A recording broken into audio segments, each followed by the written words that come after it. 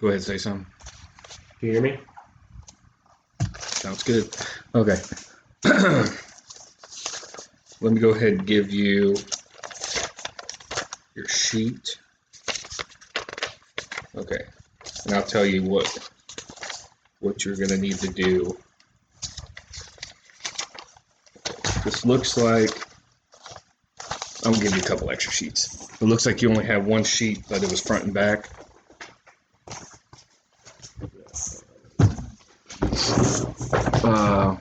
I forget. Do you have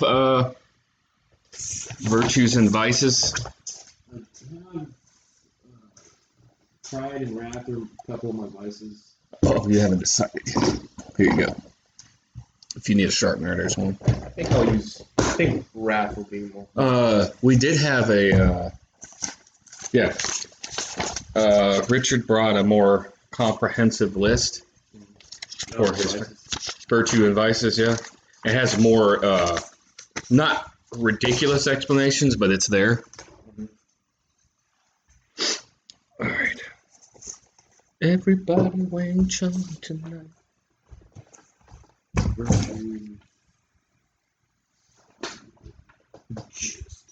Justice. I told Richard since he killed, I don't know if I told you, he killed a guy named Justice, so yeah, I said he eliminated all justice. Everyone's virtue justice. There we go.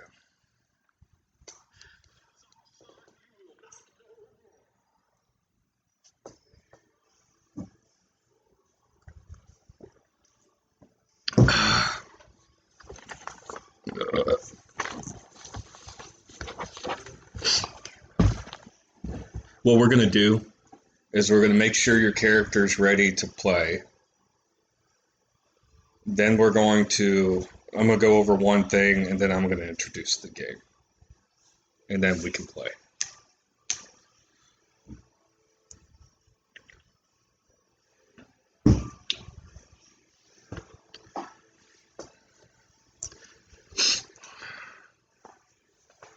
I'll probably just go with pride.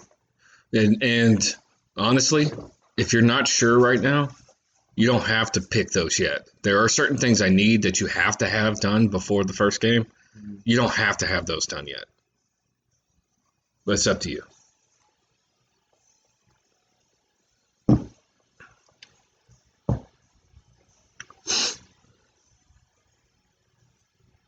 I guess my vice is going to be pride and my virtue is going to be fortitude. Okay.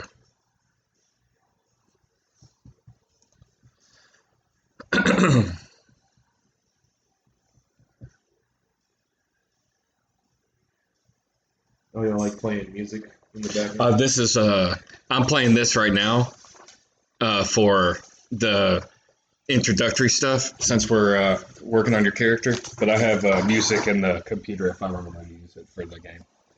I don't know why, but I forgot why I put 7 XP up here. That means that you have 7 extra XP. Question mark is because of me. Your sheet probably has flaws, and you dropped your humanity, I think. Yeah, we already changed some of that stuff. So what's your morality at?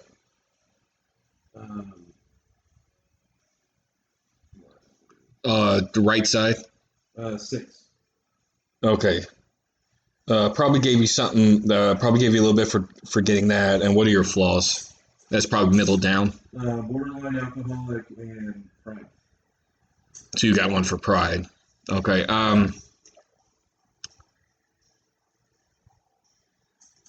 Borderline alcoholic and pride. Yeah. I'm a binge alcoholic. I don't crave it, but when I start drinking, I start drinking. Okay, so with pride, explain to me how exactly deep do you want to go with your flaw in pride? I want to say since I'm older, and I'm not young as I used to be. I would say that I know I have a flaw with pride, but sometimes I get blinded by it. I would say. So sometimes you can let it go, other times you can't. Yeah. All right, so we'll make that. Make that a lower one. So yeah, I think 7 XP is fine. So give yourself 7 extra XP. Just write it where you had it wrote down, and the sheet just erase the question mark. That's all you need to do. Oh, I think I just wrote it on here. So just erase it. Yeah, erase the question mark.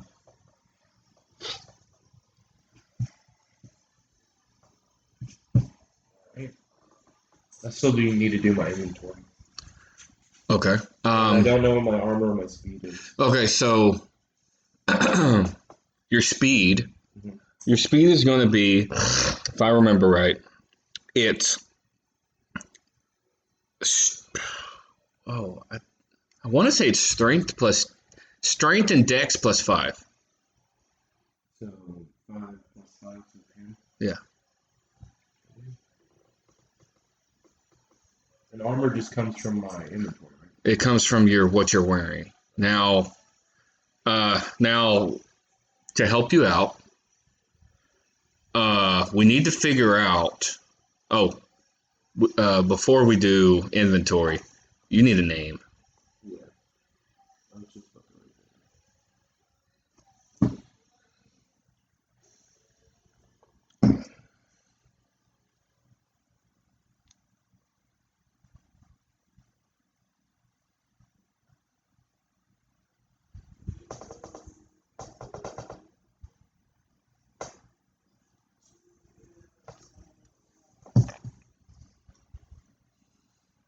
Yeah, Jesse actually needed more work than I thought he did whenever he got here. So fortunately, we were able to work on it. How would you spell Bridgemaster? Bridgemaster? Yeah, that's me, my last name. Do you want it to look like master, or does people pronounce it master, but it's spelled like Meister? No, it's Master. Okay, Yeah. Bridgemaster would be probably just Bridgemaster. But you could spell it with like a Brigmaster, but I think it looks better the other way. Because then people will say Brigmaster. Yeah. Yeah, I'm gonna go. My name is Jeffrey Bridgemaster. Do you have a nickname that you like? Jeff? All right, so if you left space in between the words, you can write Jeff. Otherwise, write it like below it or above it. And just put like, those quotations on either side. So people, so you know what that is.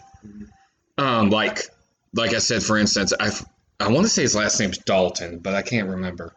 But like, you remember when I told you, like, I was like, Jesse, we need to get you a name. All you have, Jameson. And he's like, that's pretty good. And then he came up with Jameson, and his alias is Jack. Now I think his last name's like Dalton or something. So you got a name. Mm-hmm. Let me see your sheet just to make sure you're done with like the specialties, the strengths, the the attributes, the skills, and everything. All right, so that was 5, 4, 3. Okay, that's done. Is my willpower what it needs to be? Because I know I messed it around with it, and I don't know if it affected my willpower. You're fine. All right, so we did that. 1, 2, 3, 4, 5, 6, 7. 1, 2, 3, 4.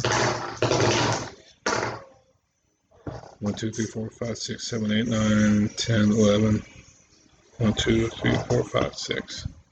So you put both of your extra skills down here in social, it looks like. Yeah, I think so. Yeah, when I upgraded you. Okay. Let me see. Sorry, I wasn't done. I need to check the merits. I think you're good. Because you got Pistolier, which is 5, but because you brought it all the way up, it's 6, and then Barfly 7. So that's your 7 dots. Does Jesse have his at 6? Or his Oh, the Pistolier all the way up, he did, but then he like switched some stuff around. But merits isn't expensive, like. But the thing is, what I told him too, and there's one of those you can, the one that's like unnamed that you can make whatever you want. He already made it, so he has a custom, like one of those dots is like something that helps him out. But he pulled that off because he wanted to get something that you start with, that you can only get when you start, like ambidextrous, common sense, stuff like that. But he's only missing, I think, the 5th dot. So if he gets 10 XP, he can buy it, which he already got 8. But yeah, you look like you're done with your character. Now we need to talk about. We can talk about your inventory, or we could talk about exactly what your character was doing. I know you have a backstory, but there was a few things I needed that were pressing right before we start. What I need is a name. You got a name. I need to know what your character looks like, and you said basically Jeff Bridges. Yeah. I fucking pulled this up earlier. This is from Bone Tomahawk. If you've ever seen that. I haven't seen it yet, but it's supposed to be really good. Another Kurt Russell Western. He's wearing long johns and shit. Oh, is that from Hateful Eight? No, I think it's from Bone Tomahawk. It might be from Hateful Eight. But anyway. He's like a beast in Hateful Eight. He's just got like the beard and shit. He starts talking, he's like, wham! He's so fucking good. I love him. And he started in Westerns. Like, he played a Native American dude. Like, when he was like a Native American kid. But yeah. But anyway. Fuck, dude. Everyone in that movie had epic beards and mustaches. They brought that on point, you know. So, you got a name. We know what your character looks like. Let me let her out. Do we have a group name? No, not right now. Oh, what about concept? Or is that something I have to... That's something you come up with.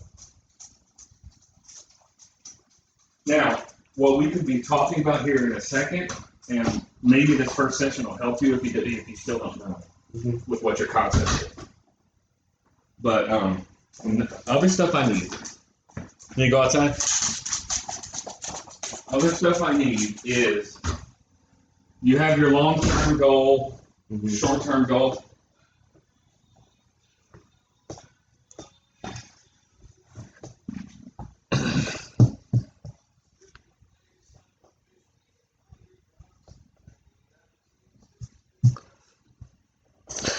What's going on? No, they're just erasing some of the numbers I had on here that were kind of erased, but not. Well, okay. What's your long-term goal again? It's going to be on your scratch sheet, not on that paper. I don't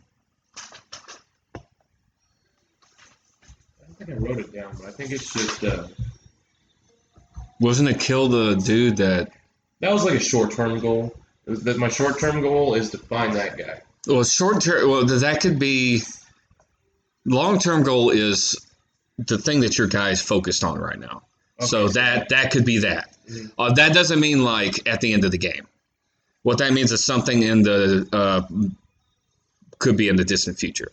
Short-term goal is something you could literally do in this town that you're coming up to.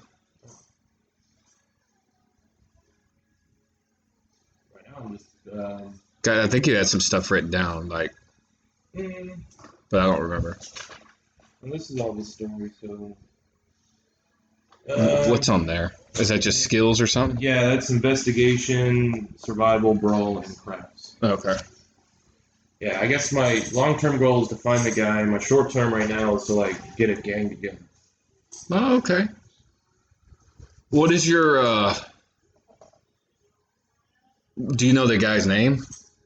Or did they not tell you? No.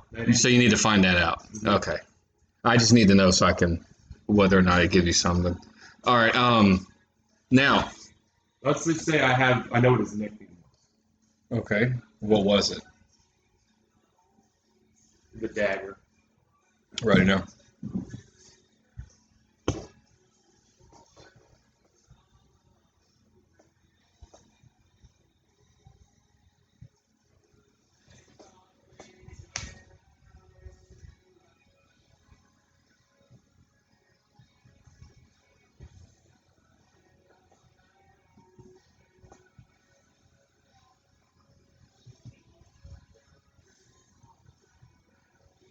Okay.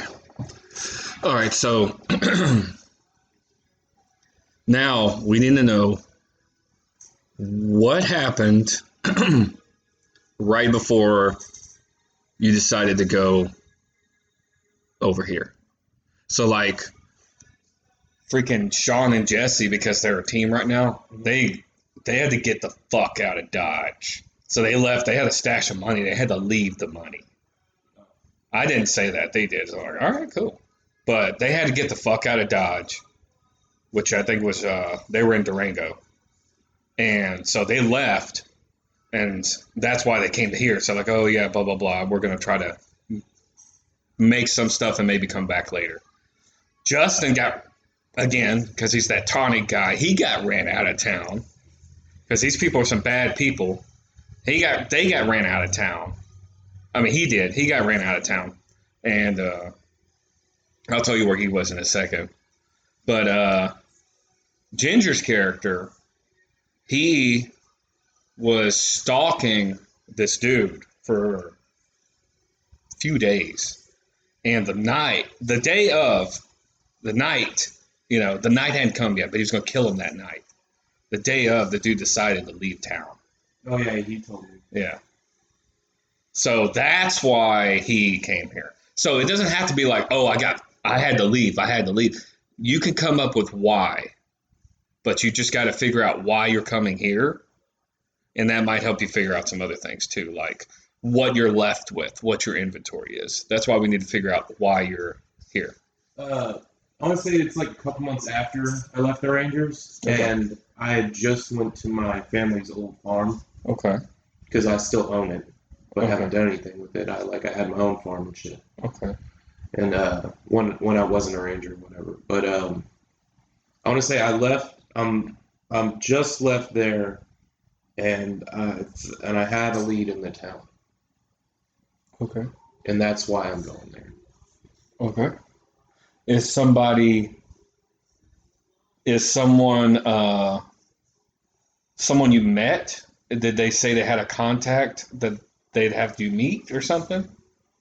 One of the Rangers that I confronted when because I found out what happened, and then I confronted my higher ups, and I quit, but they told me that was the last place they heard that he was, but it's been a long time since he's been there. So what did the Rangers tell you? I thought they didn't want to tell you. They didn't want to tell me, but I told them if they didn't tell me, that was going to kill him.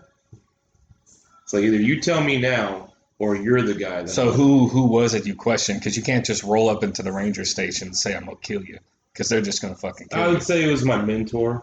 So you just like he like you went to his place and y'all were having some drinks and you're like, real talk. Yeah. It's like, I'm serious when I say this. So what's his name? Let's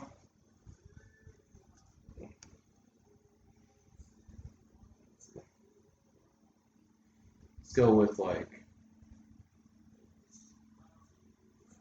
I don't know what's a good name going to be. Beth Bridges. You could go. Let's go with Wyatt McDonald. I like McDonald. Wyatt McDonald. Okay, that's fine. Should I write that down? Yeah. And he has a lead now. Did he tell you? Did he tell you that there was a someone to talk to in town, or that he was just spotted there? Yeah, that's the last location he knew that somebody had seen him.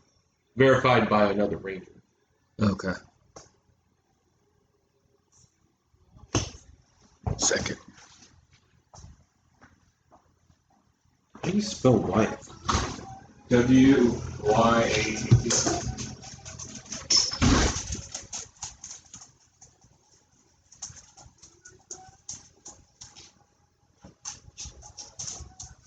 You're not getting fed. Go lay down.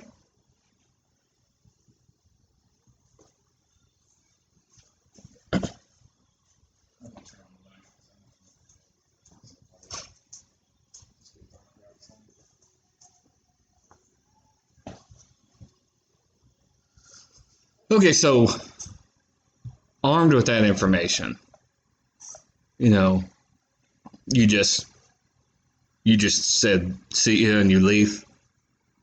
Yeah, he told me, and then I was just like, well, I'm gonna go track him down. Okay. And then I went to my parents' place just to. I don't know, I went there because of the memories and stuff. So you went to did you go to the parents' place first or to his place first? His place first, and then to my parents, and then leaving my parents, I'm gonna end up in the town you're talking Okay. We'll say I think Yeah, I want to say we'll say you met him in El Paso. Okay. It's far enough away from where we are, but it's still close where you can do all this in a kind of fairly quickly, West terms. Mhm. Then where would you think your family ranch was in Amarillo? Yeah, that sounds fun. Okay, write that down too.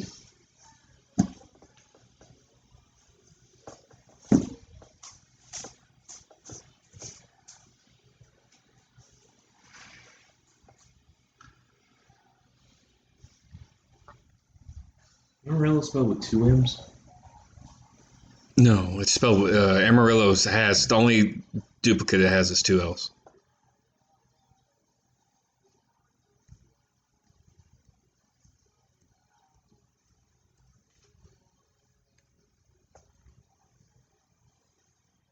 I spelled it wrong. Whatever. I know what Amarillo.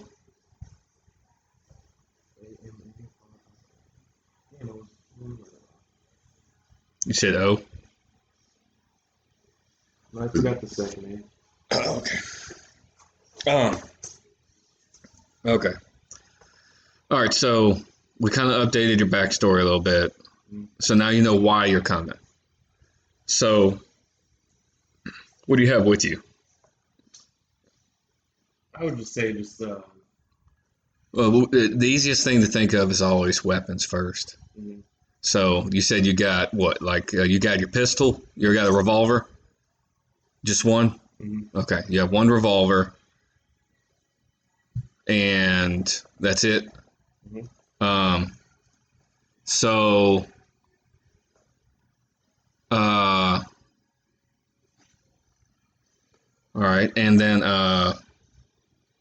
I think it'd be fair to give you. Uh. So your gun is loaded, Mhm. but we'll say you have an extra 36 ammo. So total of 42.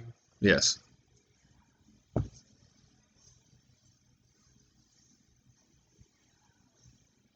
All right. And what so now describe what your character's wearing.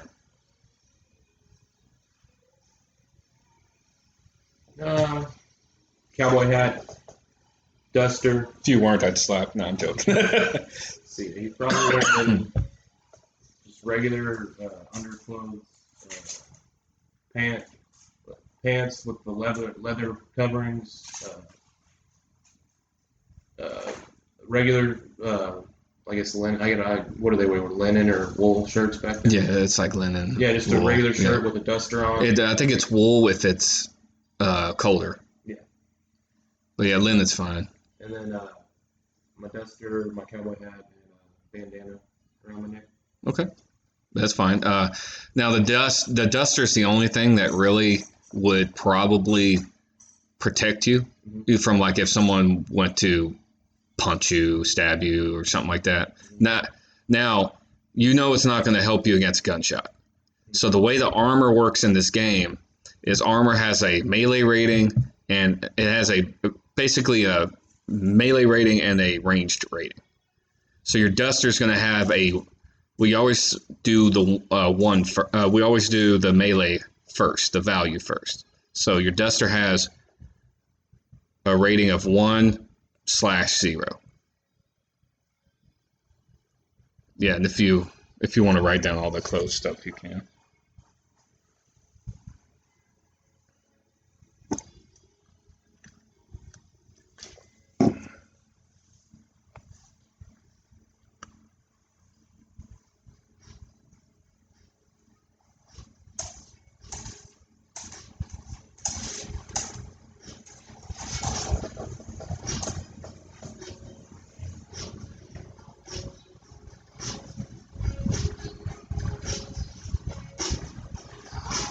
What are those? The writing or the is it writing chaps? Is that what they're called? The leather. Yeah, just write down writing chaps. I'm not exactly sure. Jesse would fucking be able to tell us. Right. I was surprised that some of the stuff that Jesse knew, Ginger didn't know a damn thing.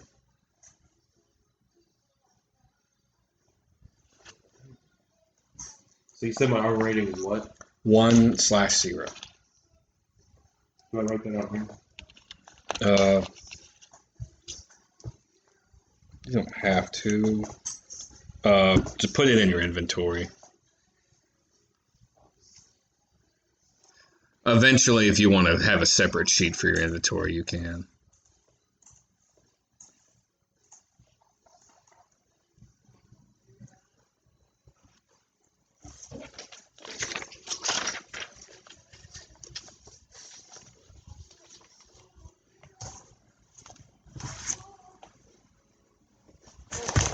I need a pencil too.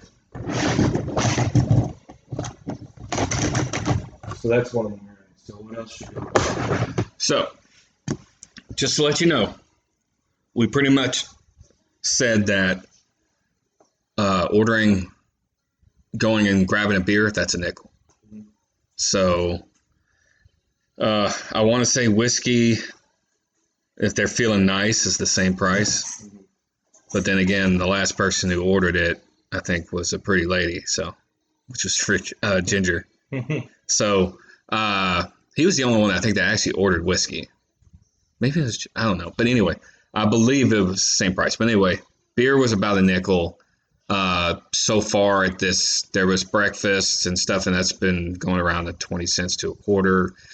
Stay of the night, that's been like $1. So you can't just roll up in there with like $50, but I can work with you if you want. Since you have a horse, you have to take care of your horse. We could go on the low end. Jesse went on the low end, but he has a little bit nicer horse. Also, you've been on the road a little bit. You've been searching for someone, so you haven't really been getting funds. So, what do you think? Like $4? Mm-hmm. I think that's pretty fair. Yeah, that's fine.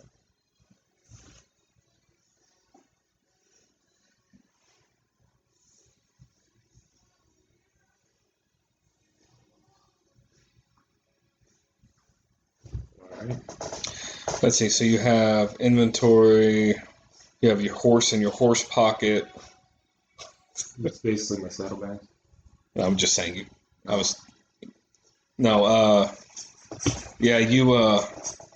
I'm not going to make you have to keep track of like the horse's food per se, but you're going to have to make sure to get it fed, and if you're going on a long trip, grab stuff. The main thing I'm gonna have you worry about as far as you go is like your stuff. So every 30 minutes we have to make sure you go somewhere and take a shit. I'm joking. Okay, so I think the inventory's good. Can I get a lasso and a shovel? Just like a little hand shovel? Like a little spade.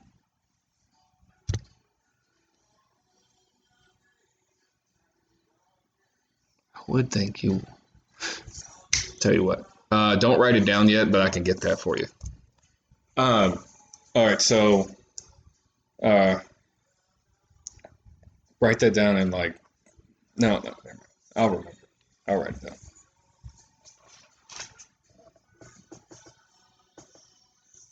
Oh, that's not a spade. You want a hand? You want like a shovel that's like this big, or do you want one that's like just a little trowel? Yeah. Okay, that's what that is. To make sure. All right. Anyway, so if your inventory's done, we have your goals done. We got you a name. So I think we're ready to move on to the next section.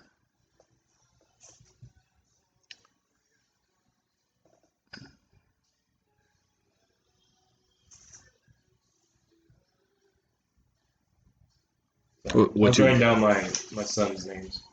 Oh, that's right. You have a family. All right. So anyway, real quick, kind of backtrack a second before we start. So this tabletop game system, not the game itself. It's called World of Darkness. This is one of those unique ones because most of the time they kind of fall into the fantasy realm as far as like a long time ago, or it's in the future, like dystopia. There's like the future dystopia, whatever, cyberpunk, which is Shadowrun, which is a little bit closer to our world, but D&D, Pathfinder, at least the basic games are always fantasy stories somebody made up that never happened in our time. World of Darkness, you watched the one with Puff and Forrest doing Deadlands. That's one of the ones that's really close to like saying everything happened and it's kind of like in our world. Deadlands is close. World of Darkness is literally our world, but not to reiterate, but anyway. So are there like monsters and shit in this game too? We don't know yet. Do you have any occult? Do you have any occult?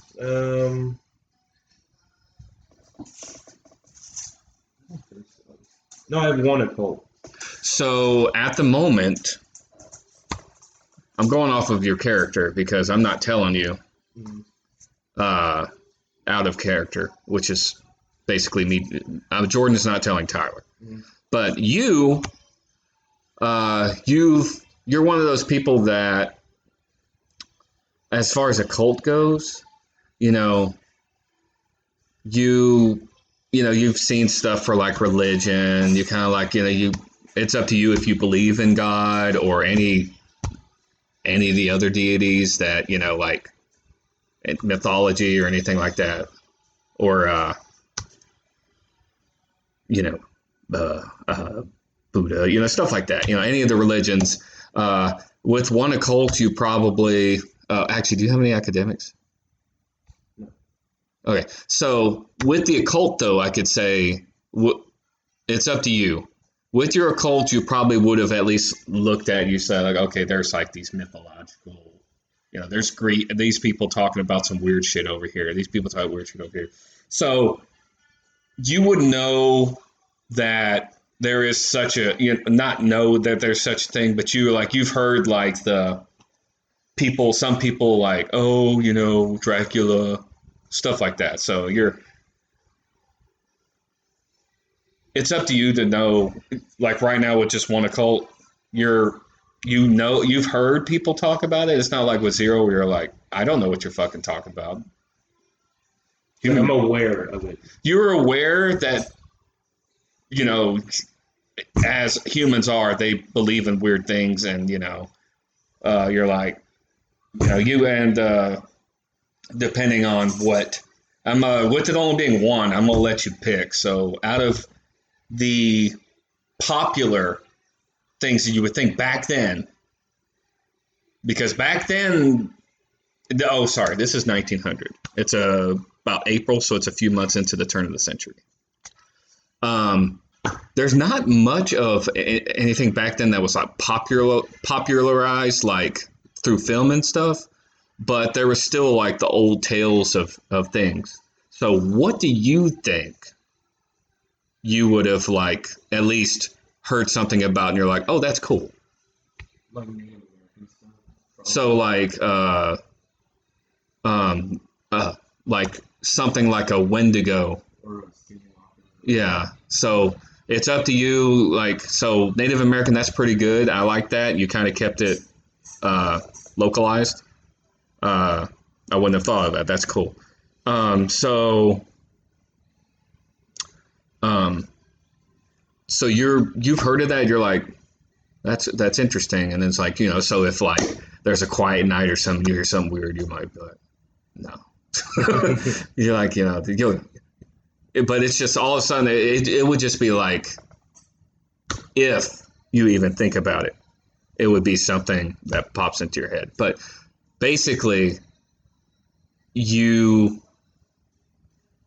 don't know enough about it. That would be a specialty, that a merit thing. It would be like supernatural lore or something like that. Mm-hmm. But you yourself, you would be like, you just know, you briefly have heard some things about Native American folklore. Because you being a ranger, people have badmouthed maybe Native Americans, and they've said, like, they believe in, and then they'll list off some of this weird shit. And you're like, well, what is that? So anyway, but with One Cold, I'm not going to give you any information on that stuff. That's up to you to advance that if you want. So, World of Darkness.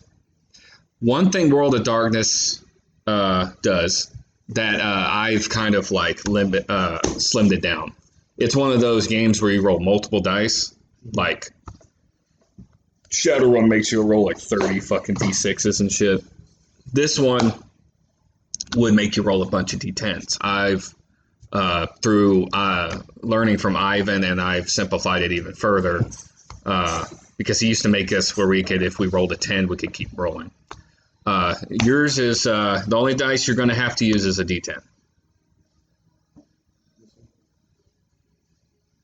Yeah. You can also use that is the percentile dice. There's another D10 that looks just like that, but it just has the 1-digit numbers on it. No, you can use both because maybe one's pissing you off. I do plan on getting a dice jail that looks like a Western jail. Hopefully, because I want this to be a long game. All right, so anyway, one thing, like right now it's just me and you. So while I'm doing is, you were basically the only one that didn't get to play. Do you have a character, like a Dungeon Master character? No. I'm running all the NPCs. There was for Justin, Richard, and Ginger's zombie game that I'm running for them, they're called Countdown. I gave each of them an NPC friend that actually will level when they level. So those are technically, I'm playing 3 characters for that. But that was just that one's like, how zombie games can go? That's giving them a friend in their corner just in case things go south. Like fucking people going against people, And plus, if there's a huge outbreak. But anyway, I'm as far as a personal character, I don't have a personal character. But there will be several people that I will be hopefully personifying.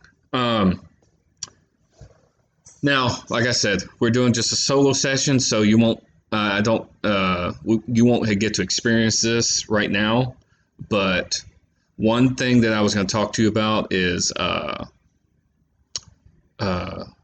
what do you call it? Just learning how to play in a tabletop setting with basically sportsmanlike. I can't think of the word, but fair play. Typically, I let people chime in and stuff, and make jokes and everything. But if they're having a moment, if you're not there, just be quiet. And the same thing with everyone else. I'm probably gonna have to talk to Sean about that too, because he's used to a different group, and I like to. Sometimes when but most of the time they'll know the tone change and know that it was, oh, this is serious,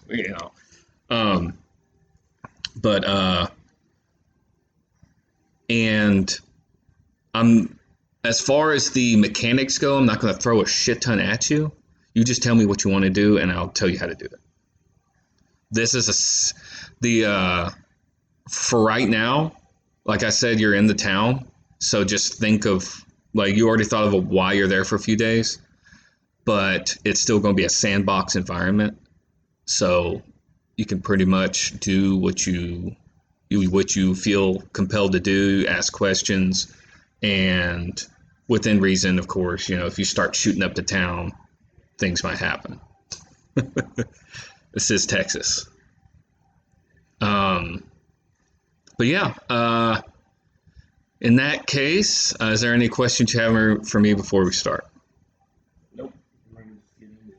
Okay. Oh, sorry, I did forget to say this. I'm not going to actively try and kill you. There are some people that, will. I mess with Ginger, that he's one of them that tries to. That he gets all mad when we kill his character, like kill the bad guys. I throw people at you, and most of the time it's just to challenge you. But I throw easy stuff too. But you will know when it's something difficult, and I will make it pretty easy.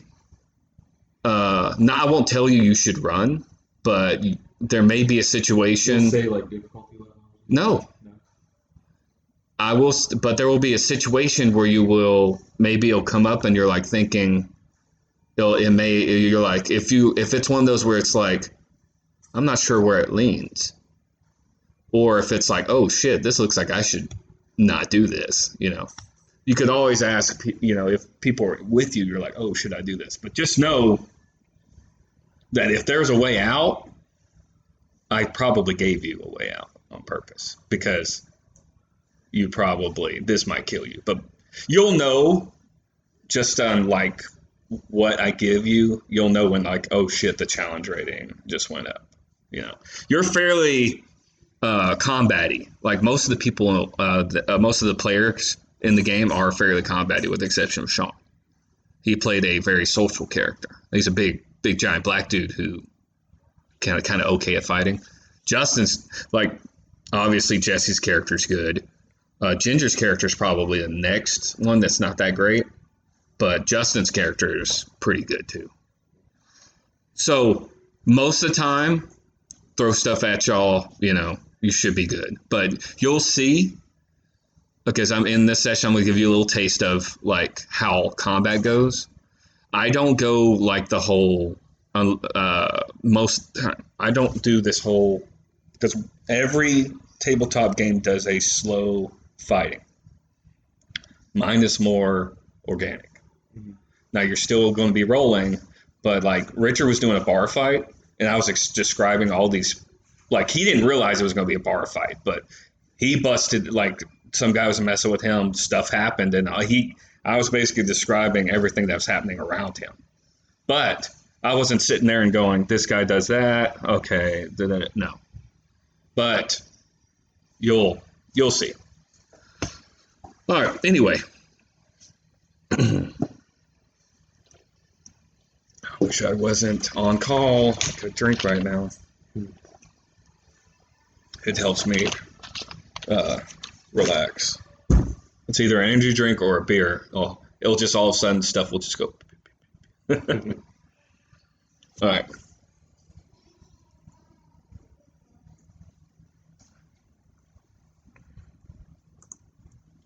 I'm going to pull up some music.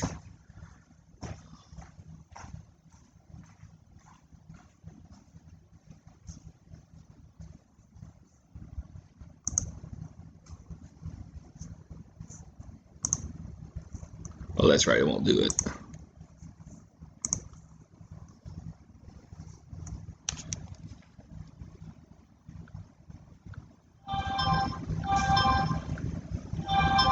Jesus, fuck off.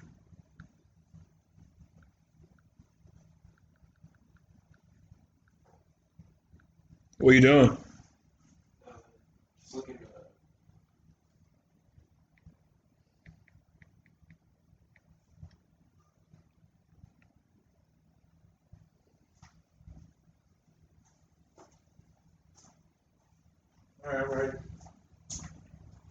All right. Celebrate summer with Black Friday savings at Ashley Home Store. Get up to 40% off or pay no interest for 72 months flat.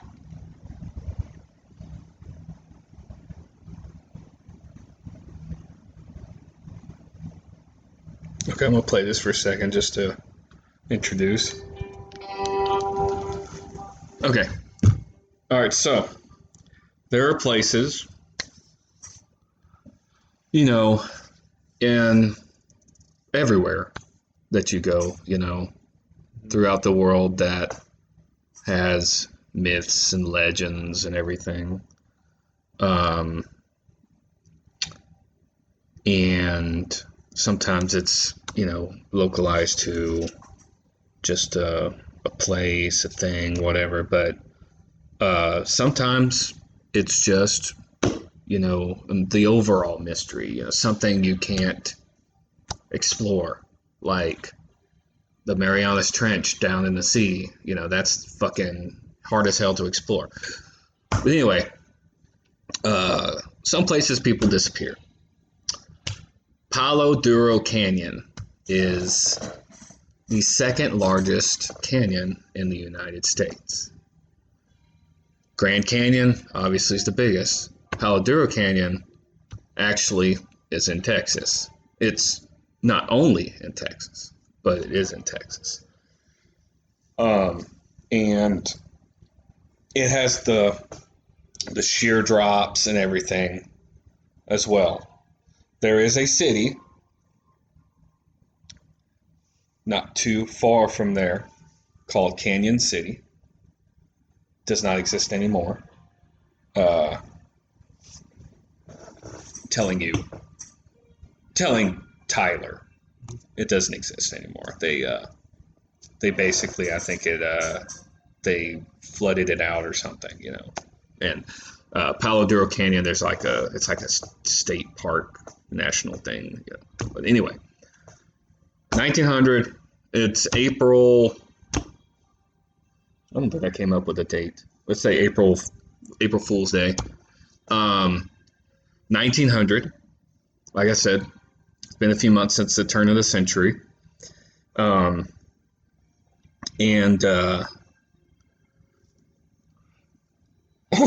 Sorry. And you, after talking to, what was your mentor's name? Wyatt McDonald. Wyatt McDonald. He told you, whatever the ranger's name was, that Dagger was last spotted in Canyon City. You, maybe because, did he kill your parents? He was part of the gang that killed my parents. So,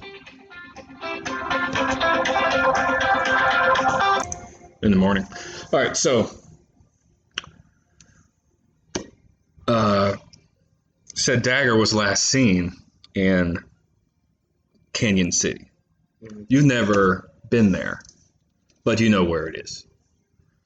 Maybe because Dagger had killed your parents. Maybe with some feeling of nostalgia or something like that, you wanted to visit your parents' ranch one last time before doing whatever you're going to do. Mm-hmm. With that said, as you're leaving Amarillo, the ranch, there's a couple, you see, you know, you have a horse, right? Mm-hmm. Yeah. As you go to leave, you do see that there's a couple riders on the road that look like they'd be heading the same direction you are. And they turn kind of like, get your attention. You know, say, hey, what's up? You know, it's like, you don't recognize them.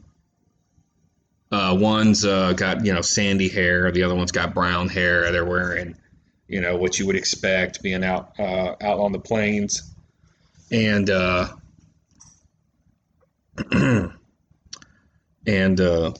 sandy hair guy introduces himself as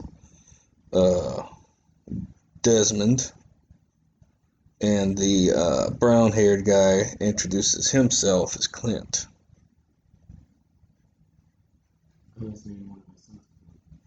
Oh, cool.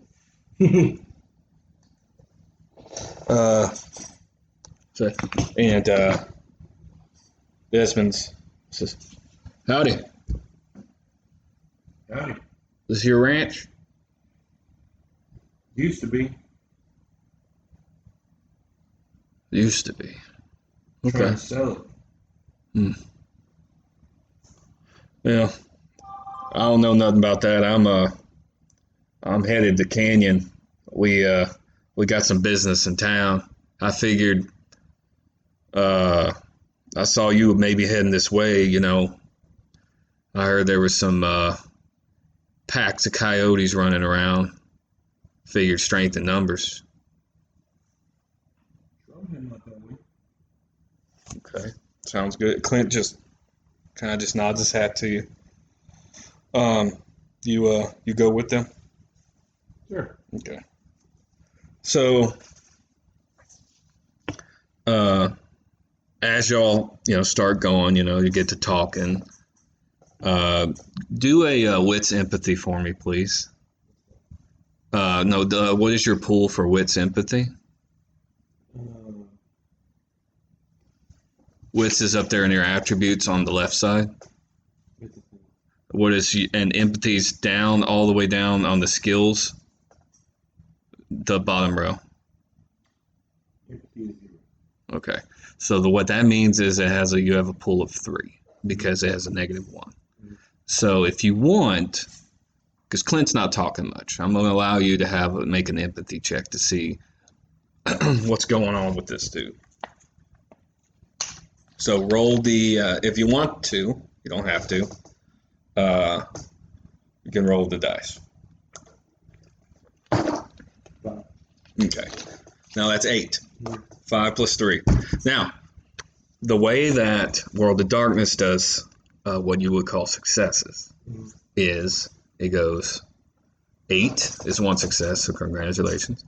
Then it's every 3 afterward. So 8, then 11, 14, 17, 20, then blah, blah, blah. What that means is every success is just, obviously it does a little bit better. So you get 1 success. With just 1 success, you kind of just get the idea that he's maybe holding on to something. Maybe he don't trust you. You just know that he's just wary. Yeah. At least you don't know right now. And you can use that what you will. Also, because you're going to be on the plains, I'm going to ask you to roll a perception. What that is that gives you you can pay attention to your surroundings and stuff. And what I do is unless you want to change it, I let a section of a story would be called a scene. So just what that is wits and composure. You have a very good pull for that. Those are both attributes. You roll that. You roll the dice for that. You add those together and you see what your perception successes are. If you want to pay attention to what the fuck's going on around you. Yeah. 8 plus 7, 15. Okay, 3 successes. So, I'm kind of just giving you a little beginning stuff. Ordinarily, I'd be like something would happen, I'd say roll perception. But I'm just letting you get a little bit of a bearing on things. So, y'all are traveling down. About how seems like they're going. They're not going full speed, but they're covering some ground. They're not pushing their horses too hard. They're going but they're going fast enough. So, your horse seems to be doing okay for now.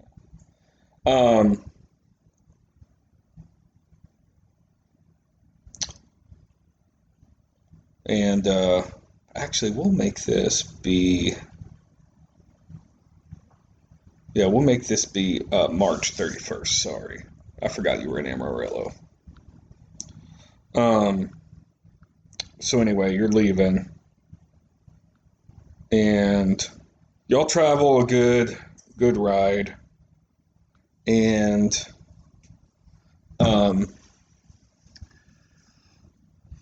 if you want to talk to your companions as you go, but this is going to be a good day's ride to get over there and make your way over to Canyon. So if you want to, you can make some conversation. Otherwise, we'll move to the camping stage. I'll move to the camp. Okay. So, unless you say something, they're going to wait till, as you start to see the sun set down a little bit, you can start looking to see maybe where would be a good place to set up camp. So, as you travel down, you see the sun setting down, and you see, you're noticing that it's not just plains anymore. It's starting to be a little bit uneven, and you start seeing some rocky outcrops and stuff like that. And you see a nice kind of what looks like a little area where there's a couple like 3 big stones kind of off in the distance, spaced apart. What would look like maybe a triangle, but kind of fucked up triangle. And then you've got some more plains down this way, some cactus. No big structures or anything like that. But you have some rocks and stuff that looks like maybe you could, to get away from the elements, maybe, and stuff like that, and it would give y'all some also some support to kind of either if you want to lay on them or whatever. And there does seem to be now I said there's no trees, but there's those bitch trees, Yeah, so you could tie your horse. They're all scattered around, but you do see that. So you want to. The boys looking to rest for the night. I suppose. Clint finally says something, and Desmond says, "Oh, y'all already ready? Stop!" But he wasn't even good enough of a liar. He's getting tired. Yeah. So so you can start making camp. Do you have any stuff on that you could help do that, or you're just gonna kind of like lay up against the boulder or whatever? I'm just gonna tie my horse and lay my head on my saddle. Okay. Do you have food on you? You're gonna eat tonight? I got some jerky. Oh, you have some jerky. Okay. Well, you notice that Desmond starts looking around for wood, and Clint pulls out a what looks like a whetstone, almost. Flintstone. Yeah, it's a flintstone. Yeah, and he pulls out. He starts whenever he's got the wood down. He starts, and I actually did not bring up my dice.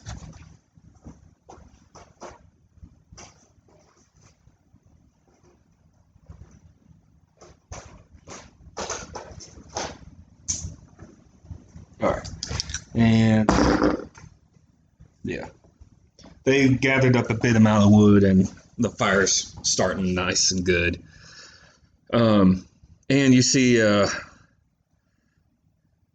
Clint walk away because he's like, "I'm gonna go find me something to eat." And Desmond's like, "Man, we probably should have stopped earlier so we can get something." Maybe shoot something, get a hot meal. But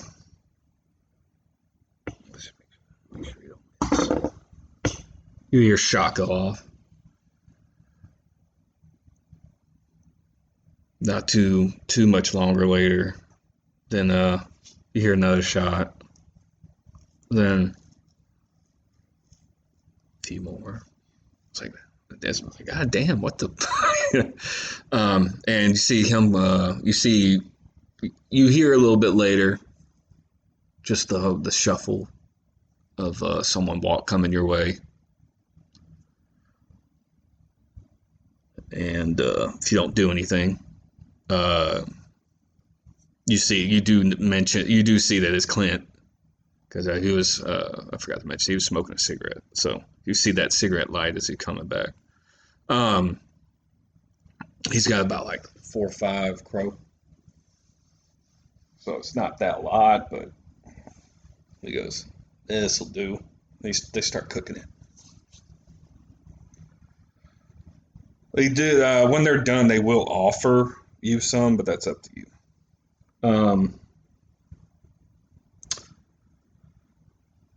You do hear. Let's see if this was the right one. After, if you don't do anything for about an hour, you hear this in the distance.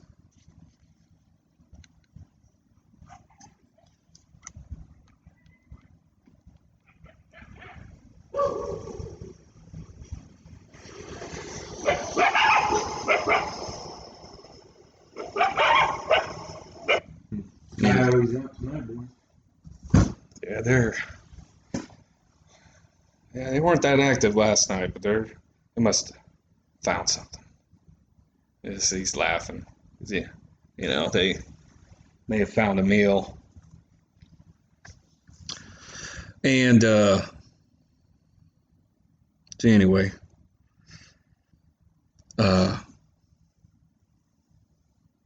you take one of the crows? They offered it to you. Okay. Yeah. And Desmond speaks up and he's like, "So, you live in Amarillo?"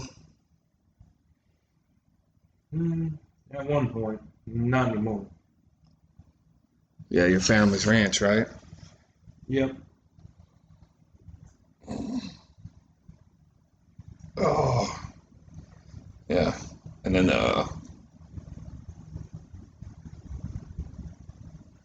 Clint just kind of curls his lip and says, "Rich boy." No, you'd think that, but make your own decisions. I ain't too big about talking about my past. That's fair. And then Desmond's like, "You don't like talking about much at all. You talk too much." So anyway, it starts getting ready for they start looking like they're about to turn down. You see Clint do that whole thing like that, kind of after he's sitting up against a boulder. And you see like these guys like this, because you like I said, you got your perception up, so I ain't gonna make you have to roll anything. You see he's like that, and you're just gonna one hand on his gun with his hat tipped down. Mm-hmm. And Desmond, he kind of sleeps by the fire. And Clint, you hear him like chuckle for a second, and it's still, because he's a wuss. So anyway, so you're gonna turn in for the night? No, I'm gonna stay up for the long. How are you staying up? So what is it? Just get dark about 10? Well, it's already dark. It's already dark. Like when Clint walked away to go shoot the stuff, it was already dark. That's why he was kind of bitching about it should have been done earlier. And then you heard the coyotes. Coyotes aren't going to fucking come out when it's, You got a fire there. Yeah, they're not going to come out. You're not going to hear them fucking 6 o'clock at night doing that shit when you got a fire nearby. No, it was like 10, 10:30, 11. When they were making noise, probably about, they were making noise about 9:30. So y'all been sitting around the fire talking for about an hour, and then Clint falls asleep. Clint lays up against a boulder, falls asleep, and Desmond lays down by the fire. So you said you stay up for a little bit? Yeah, I'm just gonna get comfortable. Prop up against a rock. Prop my feet up on my saddle. Okay. Since I got something to lean my back up against. Okay. I'm just gonna sit there and look at the fire for about an hour or two. Okay. maybe roll a cigarette. All right. And then eventually just nod out, wait for them to fall asleep. Okay. Because these boys are a little shaky. Hold on.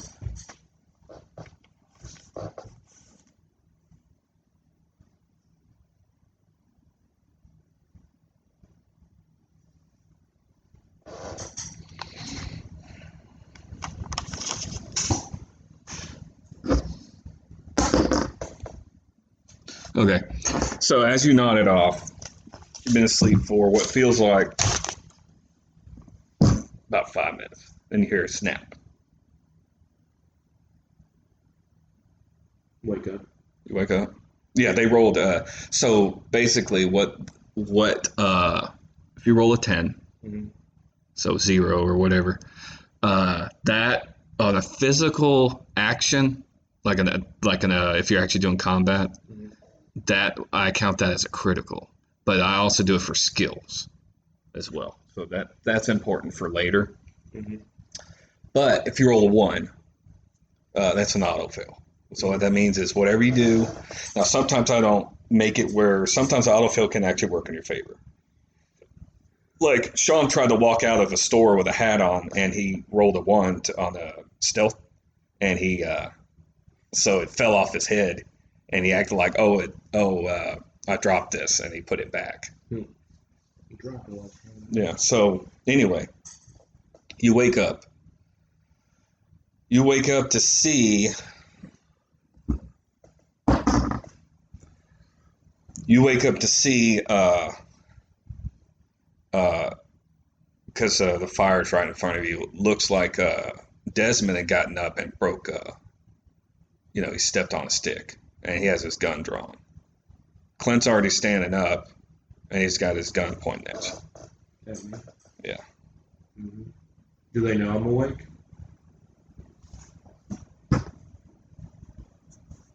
Oh. Do you want to wake up? How do you want to wake up? Because you heard a stick snap. That means something, and you could tell it was very close. So, I don't want to wake up like this. I just want to open up. So you're gonna be sneaky like? Yeah, open up All my right. eyes. Roll a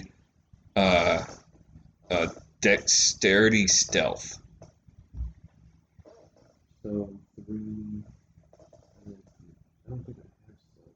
No, I don't have stealth. Well, I'll let you get away with because waking up is also like because you're tired. Mm-hmm. For now, it'll be nice and make it where you can roll your stamina. So 3 and a 2. Yeah. 2. So 7. Okay, so you managed not to do the whole, but the way you could see you looking, you straight up went, opened your eyes. Mm-hmm. So, what do you do? What you boys doing? I'm thinking, and you hear, I'm thinking, you hear, and then you hear over him.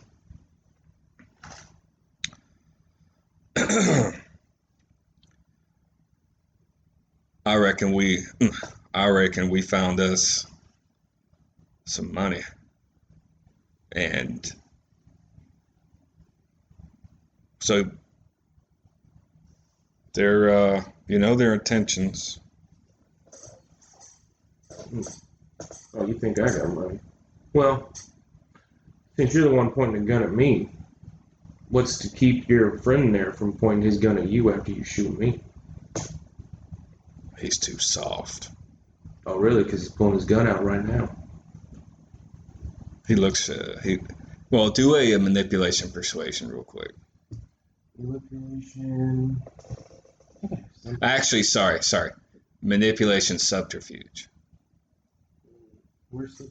It's further down from where you're looking. So I got a 2 and a 0, so it'd be a -1.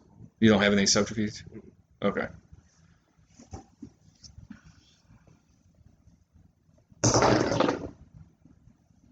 Holy shit, is that a 10? It's a 0. Yep. Okay. So that's 11, right? You had a pull of 1? Yep. So that's technically 2 successes. God damn it. 9. Yeah, so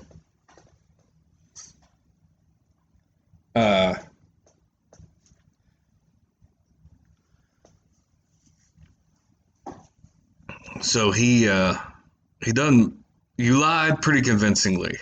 But Clint's like, he's too soft. He's like, and then you said, Wait, pulling your gun on me. Pull my gun on you right now. and he goes, is that right? And then without looking, he goes, yeah, go ahead, pull, Desmond. This one looks like he's a smart aleck.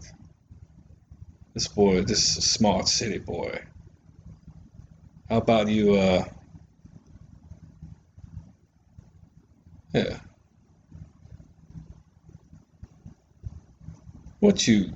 Let's hear from you. What you want to do, Desmond? Yeah. This was your idea.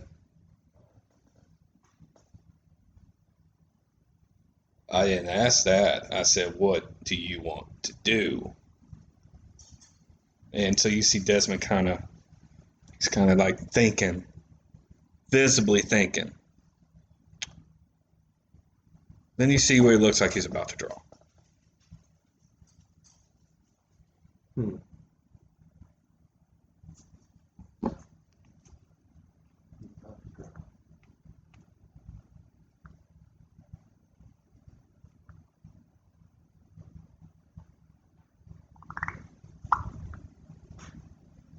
Boy, I'm looking at something. Hold on. I'm looking at your fighting style. Mm-hmm. So, one thing you should know, because you didn't write them down, one of the first things you get, you have all 5. So you have quick draw, keen eye, dual stance, one that's unnamed, so right now that's nothing, and hammer down, which means that's the one where it's like da da da da. Quick draw is there are things you can do in combat. It's not just combat, but I'm just saying in combat these go by 3-second rounds. There's a action, which is an instant action. That would take up, you can't do 2 instant actions in one round. There is, if you're going to talk or something, whatever, I'm flexible. Whatever you can say, sometimes I run over 3 seconds, sometimes not, whatever. Reflexive action. You can do 1 reflexive in a round. Quick draw allows you to draw your gun and shoot it in the same turn. Keen eye. With more practice with shooting from the hip and working on speed, you begin to realize how to use the revolver more efficiently on targets up to medium range. Call shot penalties to aiming do not go above -3, which means call shots means like, oh, am I going to shoot him in the head? I'm going to shoot him in the shoulder. I'm going to shoot his gun out of his hand. So, ordinarily something small like that, like a gun, I would say that's probably like a -4 or 5. But with this, it's only going to be a -3 to your pool. Dual stance. Now this is dual stance. Oh, we were talking about that. Yes, that's the straight up. Yeah, we're really. Yeah. Peanut, come here. Stop barking. That's neighbors. They're in their yard. Now go lay down. So that's the whole, they're like, Not over there. hey, get in your bed. Get in your bed. That's the whole, like, say when. Right. I'm gonna drop on my head. Mm-hmm. That's the dual stance. What that does is I make it where I put something in there where it allows you to get bonuses to going first in the duel. Y'all, this is not Does dual stance have to be standing up? No, but you'd have to know. Yeah, it's I could maybe see it where it's first draw, but if you're already in combat, which you're not, it wouldn't count. But yeah, and what that does is Something you gotta get ready for, or you have to. it adds +3 to your attack pool to work towards your successes, which means that's like, yeah. And then the hammer down is the fucking unload like 6 shots on them and shit, but up to 6 shots. You know yours is loaded. I guess I'll quick draw on Clint. Was his Clint.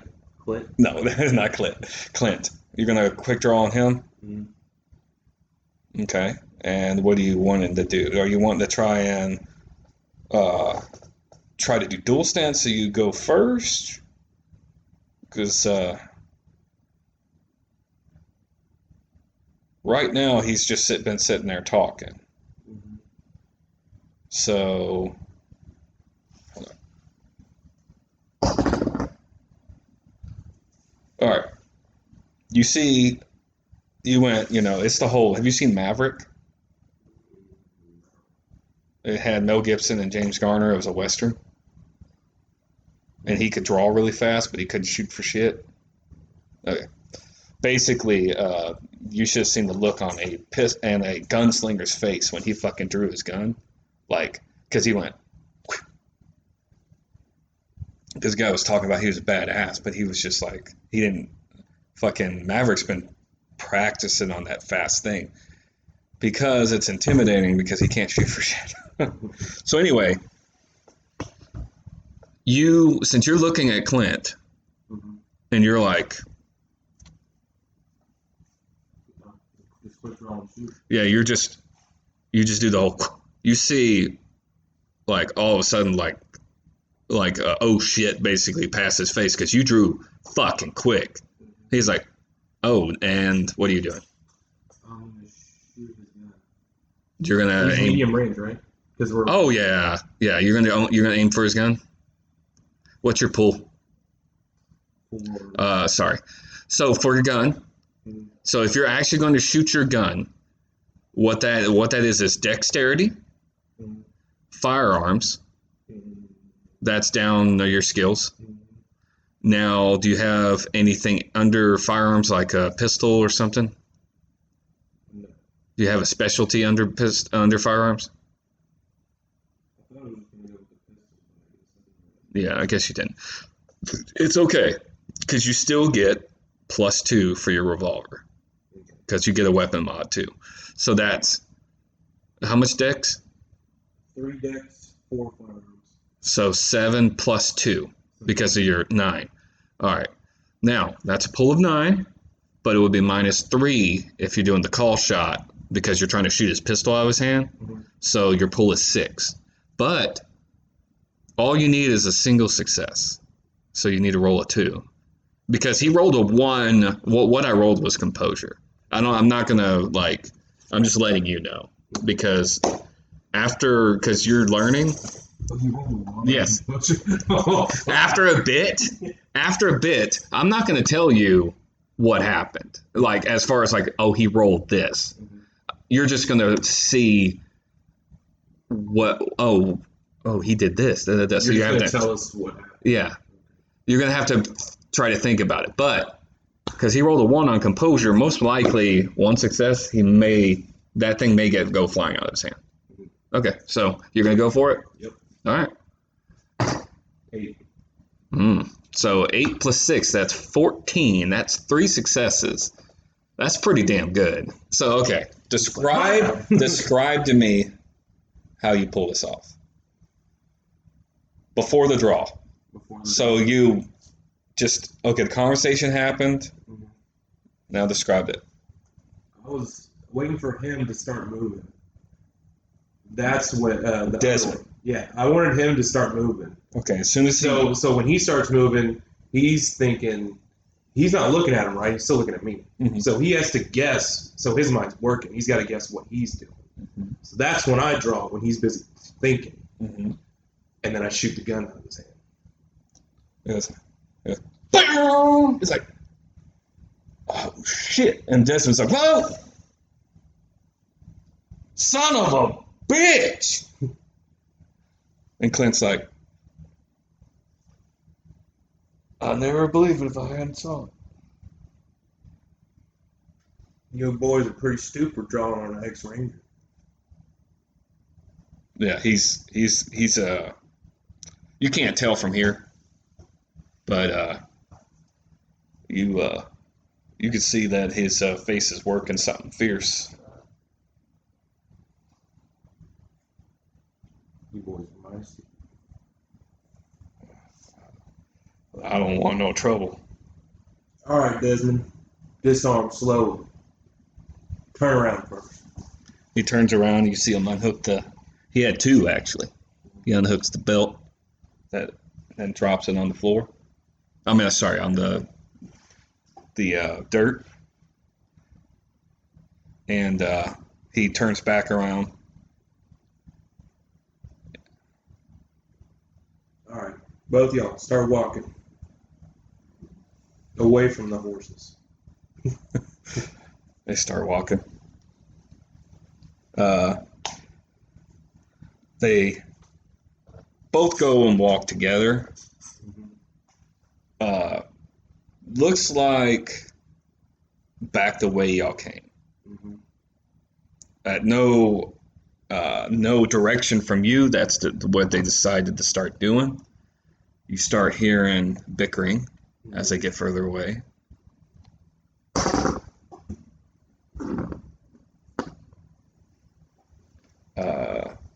After about 100, maybe 150 feet away, you can still see him because, your eyes have adjusted, being out on the plains, for a few hours in the darkness. You start seeing them start to throw hands. It looked like Desmond actually started fucking trying to punch Clint. Mm-hmm. And they're both on the ground fighting right now. I want to slowly start walking toward him. Do you want to be quiet or just more of the Quiet. cowboy walk? Quiet, it's fine.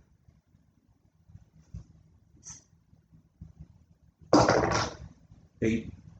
Okay. They're fighting, so just the roll helped you, but what's your dex stealth? Dex 3 stealth is 0.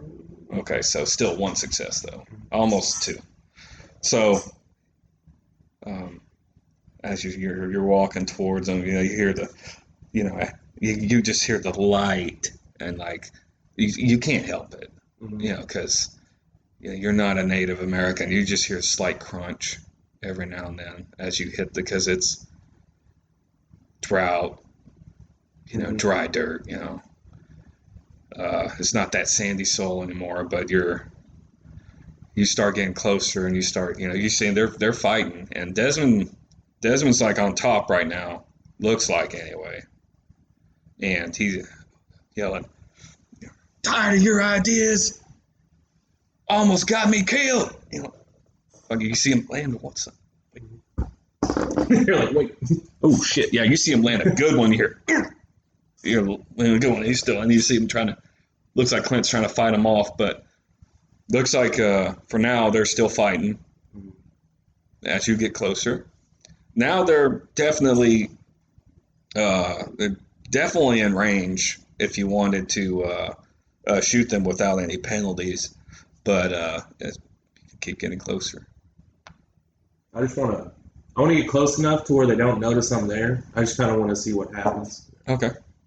I just don't want to. I don't want to be immediately. Yeah. Like, I don't want them to know I'm there. Damn, another 10. He beating the shit out of this guy. So basically, you see all of a sudden Desmond just like roll up, and so you're. It's looking like Desmond might actually be able to fight. Mm-hmm. Like, you don't know about shooting, but it looks like he could fight. Here, you throw some pins. Yeah, apparently he can. Son of a bitch.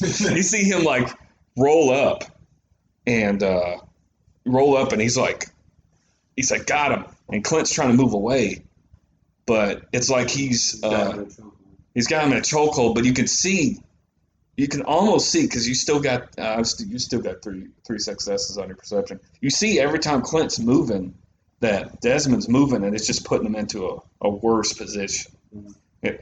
He's pretty good. Like he is. You can even see, even with it being dark, you can see like Clint, like the colors fading in his face.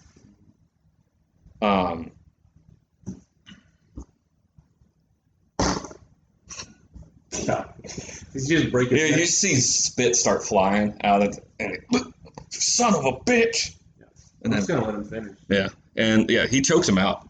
Does he kill him or? He chokes him out, and you see him start like when you see Clint kind of go limp, you see him stop for a second and like he's thinking. Mm-hmm.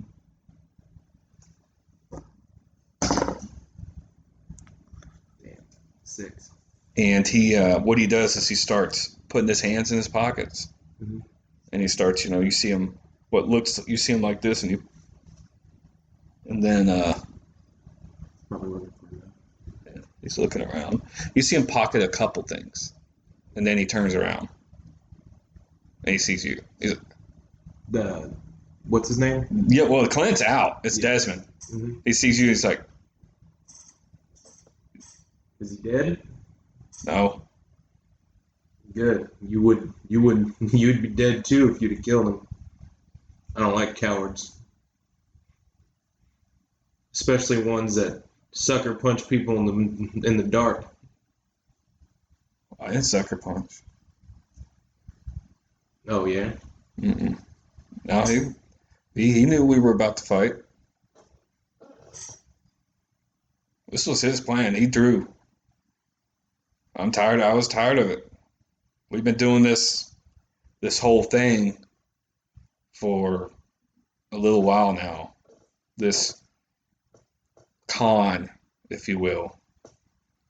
And I don't want nothing to do with you. I'm much good at shooting.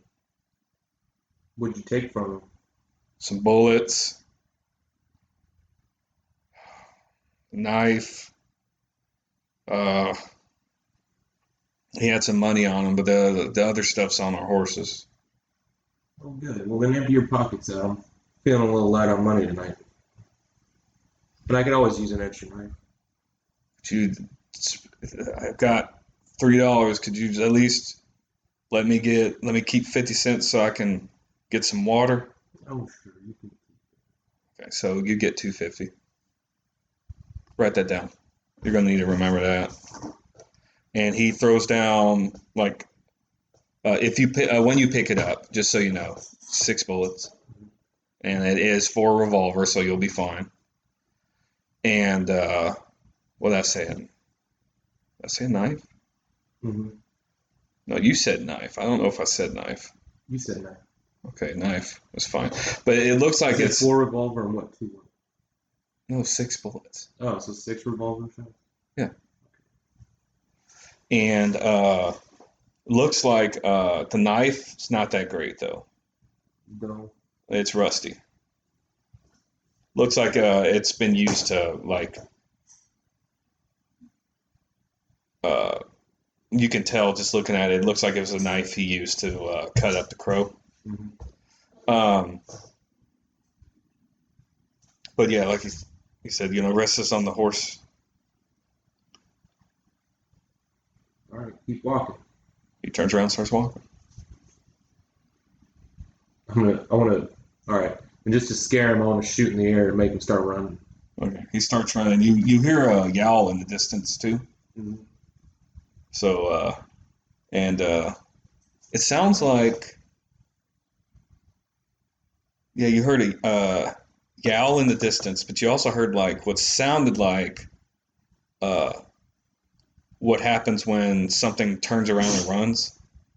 So it sounded like there was Something started running. way. Mm-hmm. So, and you hear the After I shot, right? yes, and then you heard the yowl sounded like a coyote, but that was a little bit further away.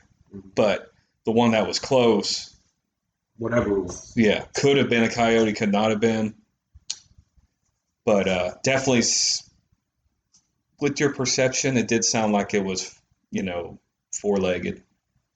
had that sound like something that, turned around real quick and ran the opposite way.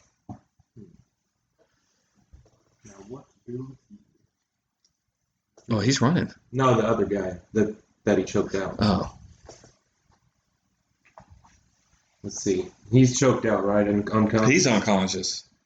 All right, I'm gonna strip him down, naked. He's got a little dick. All right, so I'm gonna take all his clothes off, and then I'm gonna tie his arms and legs together. It looks like he had that hard face, and you could tell when he, earlier he had kind of like sharp eyes. Mhm. But as you like, he was wearing the clothes, but as you took off his clothes, it didn't look like he had much body strength. Mhm. So it looked like he was, like Desmond had talked about, like he was he was a good shot, Mhm. but not a good fighter. He acted like a hard ass, but that was because, obviously. All right, I'm gonna drag him back to the camp. Okay. You have an extra set of clothes. It doesn't look like everything that Desmond took out was everything that he took out. What's your strength? 2. Yeah. He's not super big, so you drag him back to the thing with no problem. You're not hearing anything, especially when you get near the fire. It sounds like it had been. And you right now you have an extra set of clothes and 3 horses. Well, since I've got him tied up and everything, I guess I'll go back to sleep. Actually, hold on.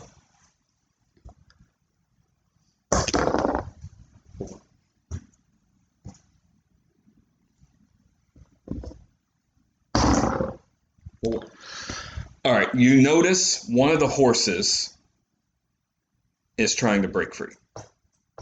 It has that look like, like it was scared, and you know what that's from. He's like, you think, do you have animal kin? I have 1. Roll wits animal kin. So 5 plus 3. 1 success. So what you can figure is, looking at it, you recognize it as Desmond's horse, and it looks like the gunshot spooked it. Yours obviously has heard gunshots enough where it looks like it's fine, and Clint's looks like it's fine. This one's looks like it's trying to break free. I'll try to calm him down. Okay. So he's the Same thing. 8. 8 and Yeah, the 1 animal can and the 5 was the wits. wits, yeah. Yeah, so 8. I got rolled a 3. So Okay, another 8. All right, so 1 success. This horse doesn't really know you, but you've at least kept it from freaking out. Mhm. But as you continue to soothe it and talk to it, and just noticing the other horses aren't moving, and the coyotes are being quiet right now, it seems to be calming down a little bit, and it looks like you may have kept it here. So it looks like it's calmed down a little bit. You may have to check on it again before you go to bed. And they've already had all their tack and all the saddles have been taken off, right? Or did the other guys do that? Or was I the only one? They took them off, but they're like where they were. Mm-hmm. So the saddlebags and everything. So if you want to go through that. Yeah. Okay. I'm gonna go through that. All right. You look through one. You see some. Clint looks like he was either playing a role or he just thought he was that badass. You see some rolling papers and just Tobacco a pouch? little bit, like a bag, but very little tobacco in there. Not enough to even roll, but you got some rolling papers. And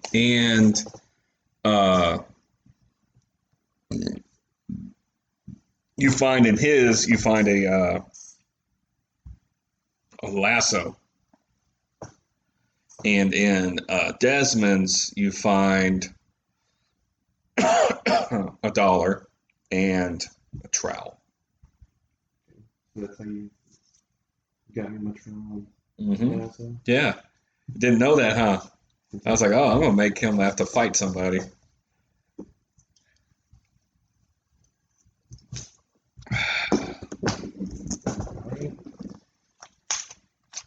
So about what time is it now? That didn't take very long. That's probably about 10:50. Damn. Even though I'd stayed up for a couple hours? Oh, yeah, you did. That's right, you did. Okay. Yeah, it's around 1. All right. It's about Closer to about 1:15. about 4 or 5 hours till sunrise. All right. Oh, he's all tied up and everything, right? Yeah, closer to the 4 hours. But yeah, he's tied up. All right. I'm gonna gag him so he can't yell or anything, Okay. or not very loudly, anyways. And I'm gonna blindfold him Okay. just to make it harder on him. And then I'm gonna sit back and kind of doze. Do you have any expression? No, my face has been No, sorry, on your sheet. expression. It's down at the bottom. And skills. On the bottom one. Skills on the bottom. Left. Bottom left. Social. Yeah. Where it says no, I don't have any expression. Okay. I was wondering, it's like if you have expression, maybe you just sound like Desmond. So he doesn't even know what happened. No, you ain't gonna be able to pull that off very well. But no, so you're gonna doze a little bit. Do you try and calm down Desmond's horse one more time before you go to bed? Yeah, I'm gonna You don't have to roll again. No, I'm just gonna kind of put all the horses together and make it feel like Okay, they're yeah. settled down. All right, so that's fine. They seem to have bonded. Right now, no horse hanky panky. So it's you feel as the few hours go by, you feel the heat on your face, Mhm. and you slowly start to wake up. You don't really hear anything except maybe a little bit of movement from the horses, but you wake up. Okay. And Clint's right where you left him, still out cold. Bitch. Should I roll for perception? Yes, you can. And perception is what? Dexterity plus what? It's perceptions, wits, and composure. Okay, so 7. Plus 7, 14. All right, so another 3 successes. We said 8, 9, and 11? Or 8. What was 8, 11, 14, 17, 20, 23. It keeps going up by 3. Okay. After 8. 8 is the weird number, and then it's like 3, 3, 3, 3. So, and like I said, on physical actions, including combat, if you roll a 10, it counts as a crit. What a critical is like, let's say you had a pull of 4, Mhm. and you roll a 10, and it's like, okay, 14. That's normally 8, 11, 14. That's normally 3 successes. But because it was you shot somebody or you're jumping over something or what, it's a physical action. So it's actually, instead of 3 successes, it's 4. Okay. So it helps you whether you would cause more damage or just do that much better. Sometimes there's a threshold and you barely are able to make it, blah, blah, blah. Anyway, so you got 3 successes in your perception. So as you look around, you see Clint just lying there. He's naked, right? Yeah. So Okay. naked, but tied up. Yeah. You do notice what looks like nearby, because you're looking at him and you're laughing and you're looking around. You almost don't see it, but it looks like around one of the boulders where it's close to him is a scorpion. And it looks like it was going to move this way, and it looks like it turned around, but it scuttled back behind the boulder for a second. Also, fire burned out. Mm-hmm. Yeah, so it's just burnt out. It's just you see. They didn't use some real good wood, so I mean, there's really no embers. It's not really even smoking anymore, but the wood might be hot still, but it's not smoking anymore.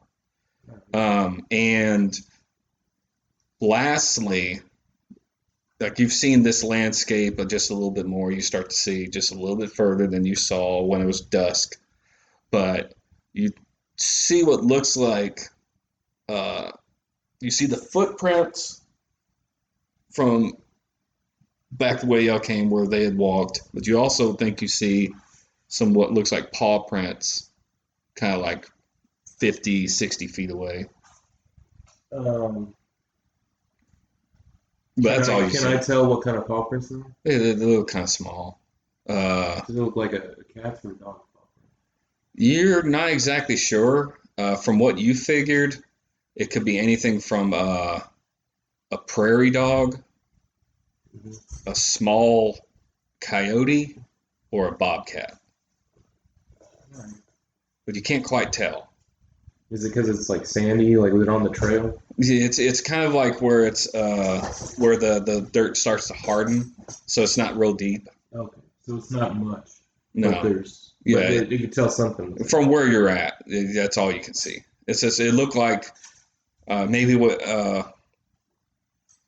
you've been in the West long enough to know now that it was maybe just a curious animal walked up while when the fire went down a bit, and it wasn't so kind of got bright close enough to tell what I was, and then to kind of see like what are you, and then because it noticed the horses, and it's like a lot of horses, but it didn't hear much movement over here, so it's like so you don't know what it was, but that's your best guess. That's not bad. I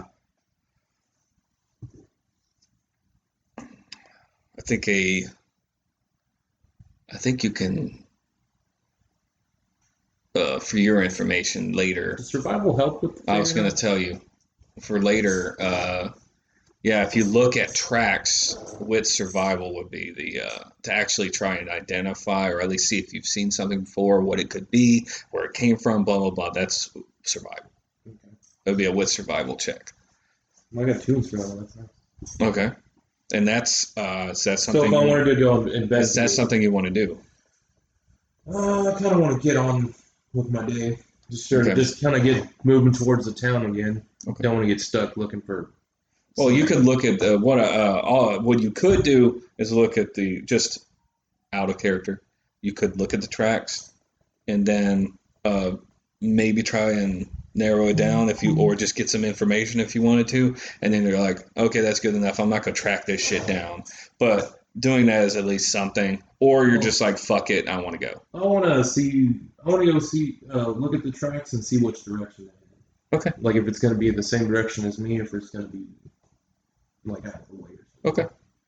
So I rolled a 7 with survival.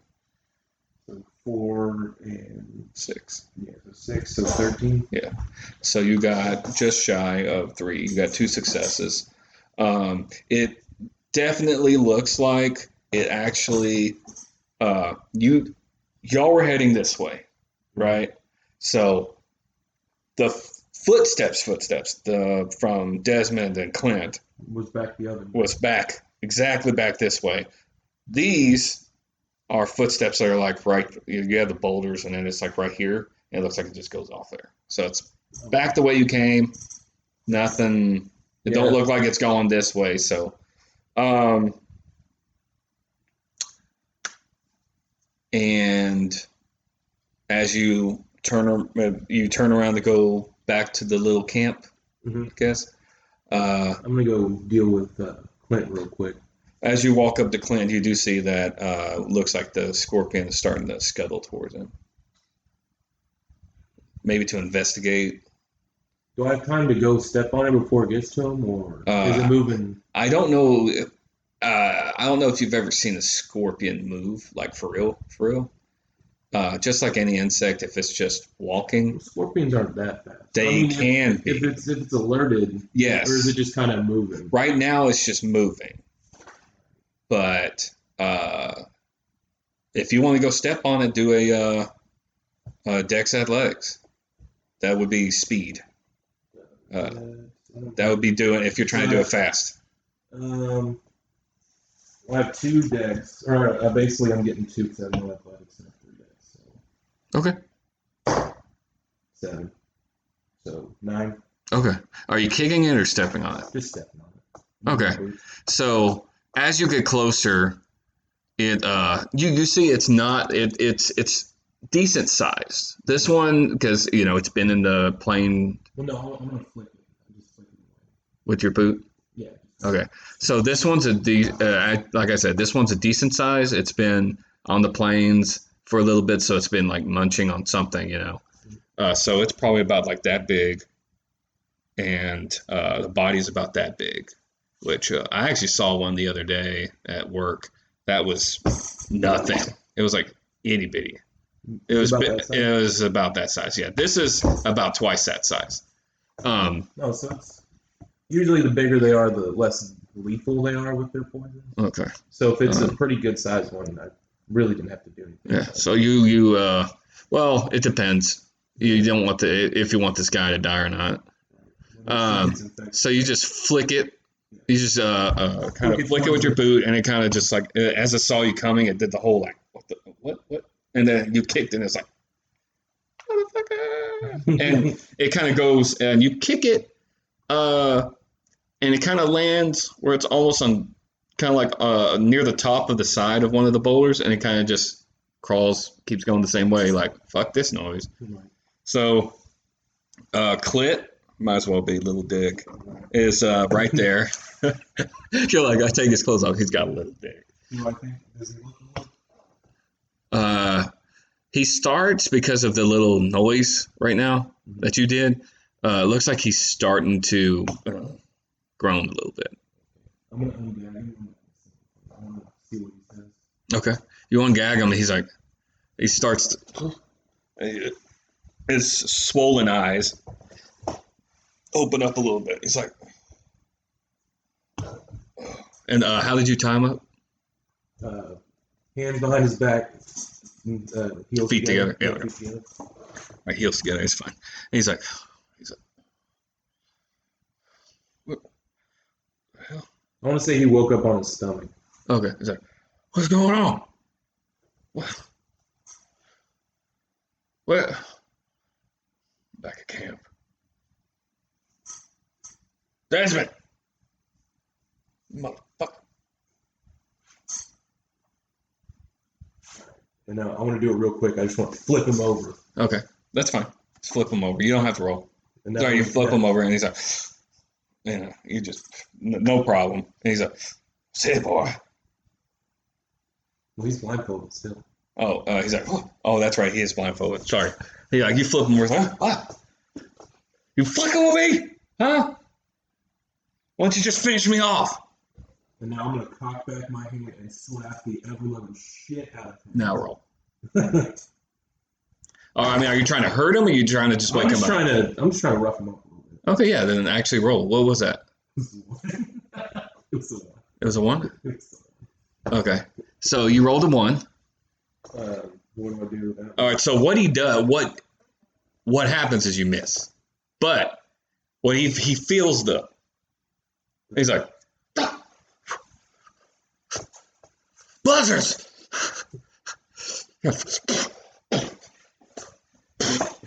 He's trying to slide away. And then he knocks his fucking head up against the rock. God damn. Okay. Yeah. So he's freaking out. Now I'm gonna talk to you. Well, Clint, what'd you think was gonna happen? You're lucky I saved your life from your little friend there. Did you tell him your name? No. City boy. I guess I owe you thanks. About killed me. I forgot he could fight. Couldn't shoot for shit though.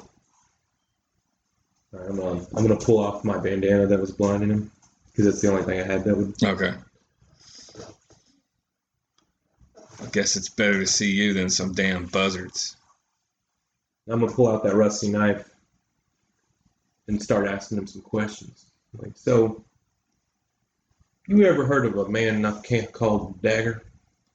Are you trying to intimidate him now? Mm-hmm. Okay, so do a. All right, you're doing it with your I had body. one intimidation. Yeah, you're doing it with asking questions. Because you're doing it with your body, Mm-hmm. but you're just asking them questions. I'm gonna let you use wits. Don't expect that a lot though. Most of the time it's So, what's the intimidation? yeah. Actually, no, presence. It's presence, intimidation. You're literally standing over him doing this. Mm-hmm. So I got 9. So I got presence and Intimidation. Do you have anything on intimidation? I have 1. And I have 1 Specialty? No specialty. All right, so your total, the roll and the stuff is 9? Mm-hmm. Okay. So he goes, you said, tell me what you know about a man named Dagger. Mm-hmm. Is that some fairy tale? Nope, just a question. I never heard that name. Okay. Now I'm gonna step on his foot. Okay. Oh! You sure you don't know? I ain't lying, damn it! Okay. Just sit tight. Now I'm gonna gag him in the blindfold. Okay. Yeah. What are you gagging him with? Just like a watered up hanky thing with just like a cord of leather, and I put the bandana. Leather's expensive. Do you have a cord of leather on you could spare? Yeah, it's from my saddle, the horse pack, just wrapped around his head. Okay. Actually, it's his. It's gonna be his tag. There you go. So wrap that around him. Put the bandana back over his eyes. So I'm just going to search the fire for some, not burning coals, but just some coals I can use later to get a fire started easier. In case I can't get any tinder or anything. You find 3 good pieces. Okay. Go write that down. Yeah, just in case. I wouldn't care if you're starting a fire, but maybe you're actually be starting a fire, in a different way. If you're trying to light a building on fire or some shit, then I would actually need it. I'll tuck that in one of the, wrap it around in another hanky that I found. Or I'll tear a strip off of his clothes, wrap it in there, and put it in my saddlebags. Okay. That'll work. So I'm going to get the horses ready. I'm not going to need the other 2 saddles. I'm just going to... Well, I'll take one of the other saddles, put it on one of the horses, and then I'll use the other one as a spare, a fresh horse. So I'm going to get them all ready to go, leave Clint off to the side. You going to put him on one of the horses or leave him there? I think I'm just going to leave him there. All right, so I got all my stuff ready to go. I'm about to leave. And I look at Clint, take the tack off, whatever, and put that in the saddlebag in case I want to sell it or something. And get my bandana back. Nasty bastard. Alright. It's like, well, you're lucky I didn't take your life this time. But if I ever see you again, you better start walking the other way. I'm not going to untie him, though. I'm going to take his rusty knife and set it on the other side of the camp. I like that. And then I'm going to ride off. Okay. Sounds good. All right, so you leave him off in the distance, cussing, doing whatever. You see, if you look back, you see him kind of worming his way shuffling over there. He's trying. You see him. You do see him kind of do this whole where he kind of gets himself to stand up, and you see him jump once and fall on his face. Hopefully not in the fire. There is no fire, but yeah, that would hurt. It's like, I got ashes in my mouth. So that whole thing took about 40 minutes. 1 second. I took care of taking the shit and piss in the morning. You don't have to keep track of that unless I tell you. Just part of the morning, getting ready to go. Yeah, it's piddly stuff. The only reason it would come up is like if You've been riding for a long time? no, if I wanted to do it in a stressful situation. I haven't had anyone do it yet. So, just going that same way. All right. Yeah, as you go, you start to see. Sorry, shit. Well, can I do perceptional to keep an eye out for like tracks or animals for Um, food? With your 3 successes you have, you should be fine. As you're looking around, you do see some vultures flying overhead off the beaten path a little bit. It would be, if you're heading this way to go to town, it'd be this way. Off tomorrow, right? What direction am I Uphill. going? Am I going south from Amarillo? Yes. So basically to the west. Yeah. All right, I'll head over that way just to see what's happening. All right. Now you remember you are trying to keep track of 3 horses while going uphill. Yeah, I'm going slow. Okay. Got a horse train. Roll for now. Roll the ride. Dex ride. I have 2 lines.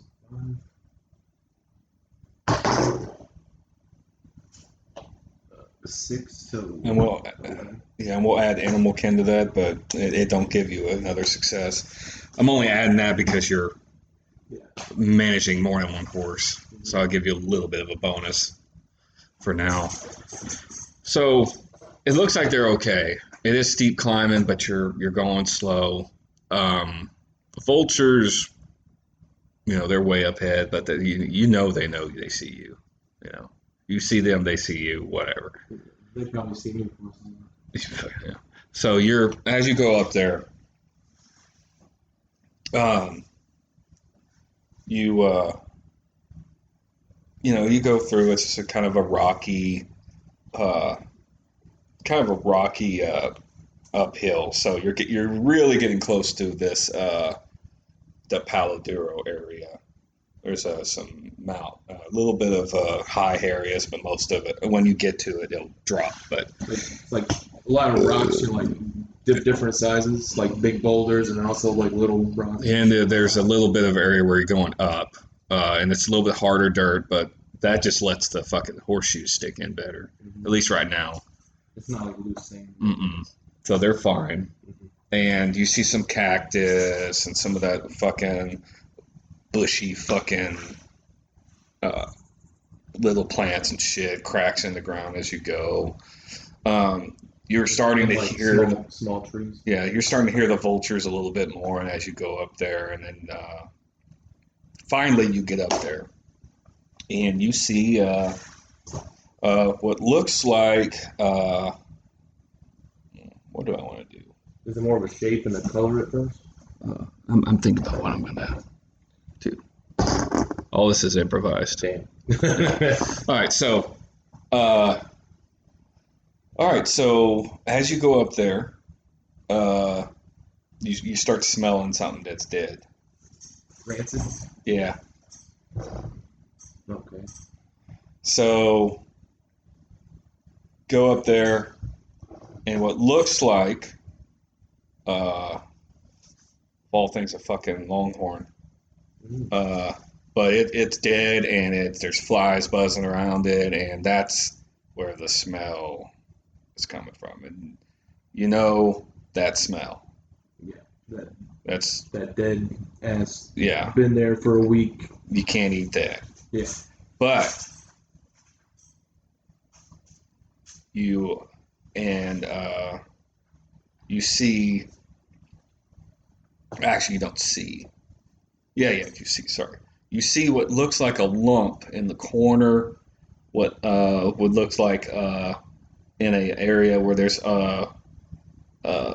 it's kind of raised up, where it would look like there was there would be shade during noonday. Mm-hmm.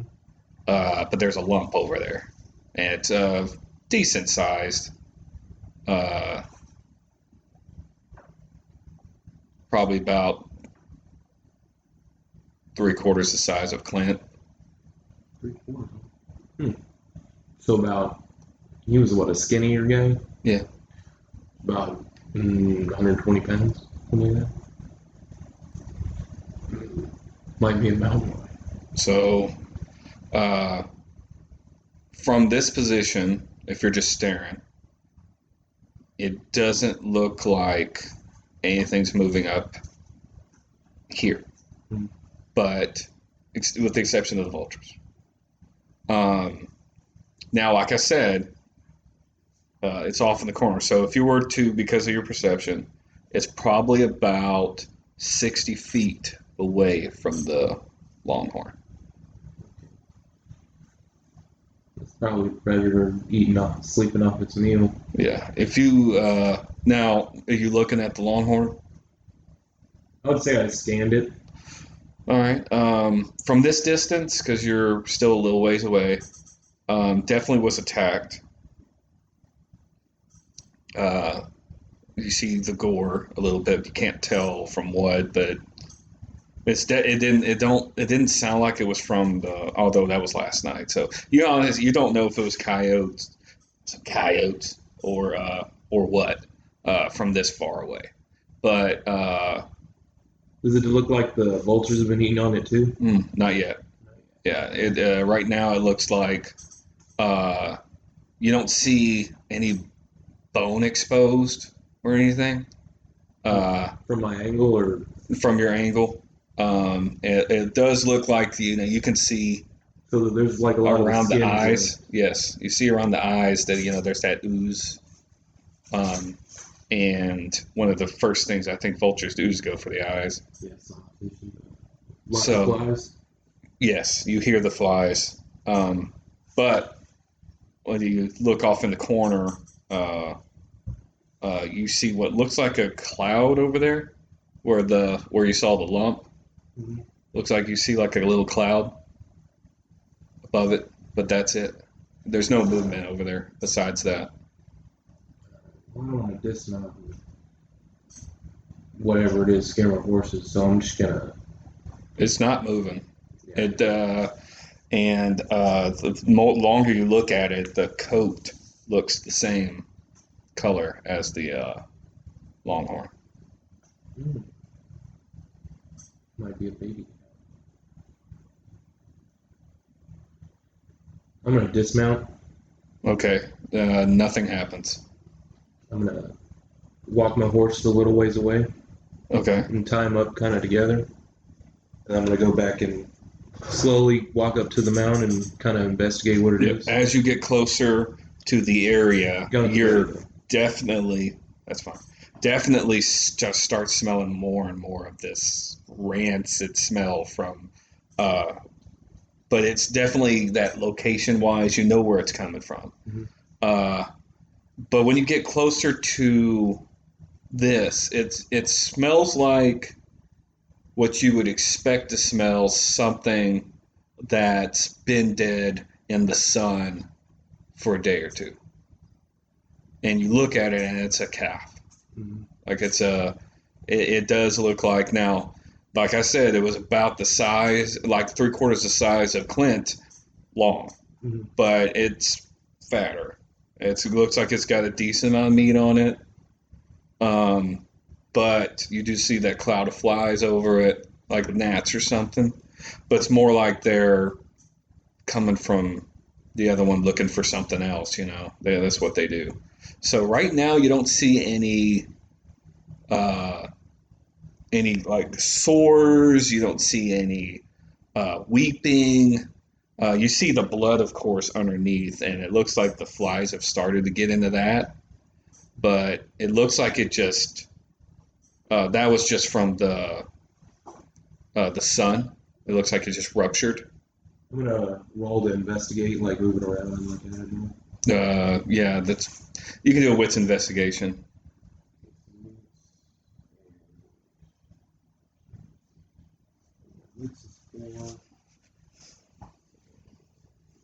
Investigation is available.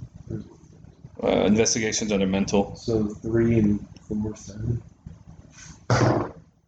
3, so 10. Okay. So 1 success. It's kind of heavy, but you're a big enough guy. It's fine.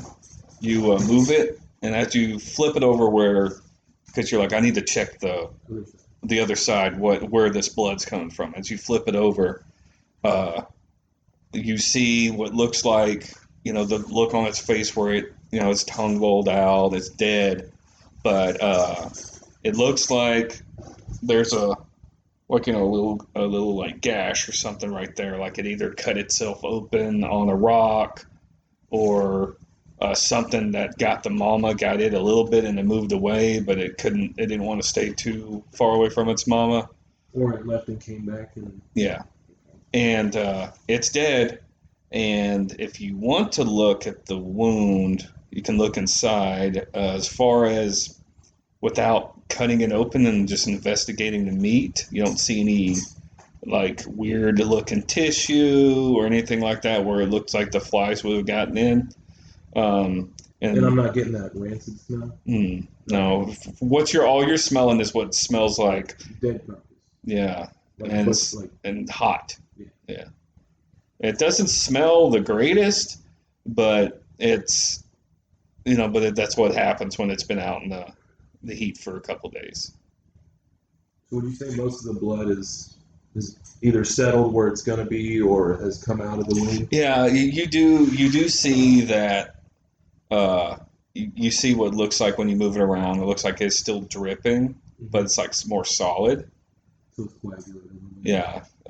You know that as I don't know exactly my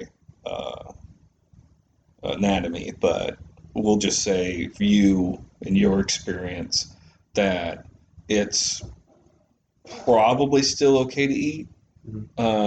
You've eaten stuff like this before, but you do know you would need to cut it and get the meat and then have someone or yourself cook it. Well, I'm still moving. It's like midday, right? Something like that. Well, yeah, right now it's getting close to midday. Okay. Well, I don't want to stop for the whole day and just butcher this cow and then cook it. So I'm just gonna kind of put something over the wound just to keep it from the blood, or just keep the bugs out of it. And then I'm just gonna put it on the back of Clint's horse, not the other guy's horse, because you know how he gets spooked. And I left the saddle on Clint's, so I'm gonna put it on the back of that horse. Just tie it down, make sure it doesn't fall off, and then I'm gonna kind of head back to the trail and keep going the way I was going. Yeah, I mean, you're how old? 43. Yeah, I'm sure you're between taking suspects and everything like that. You're experienced enough on tying stuff down where it wouldn't fall off like that. So you start. Okay, so you start riding around. You start riding back in the direction of town. Again, it looks like the vultures are fine. All they're doing is circling up there. And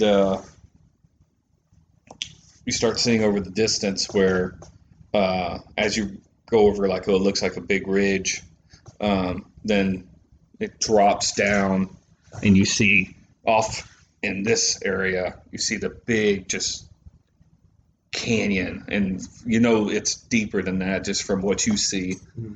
It looks like, you're like, oh, it looks like it, but from this perspective, you're like, well, that don't look that bad. Right. Once you get closer.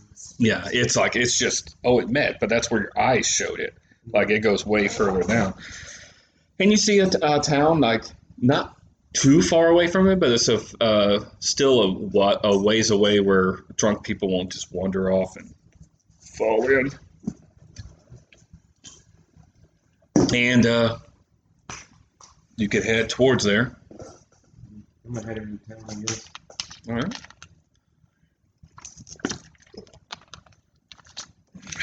As you head into town, you see a group of people disperse.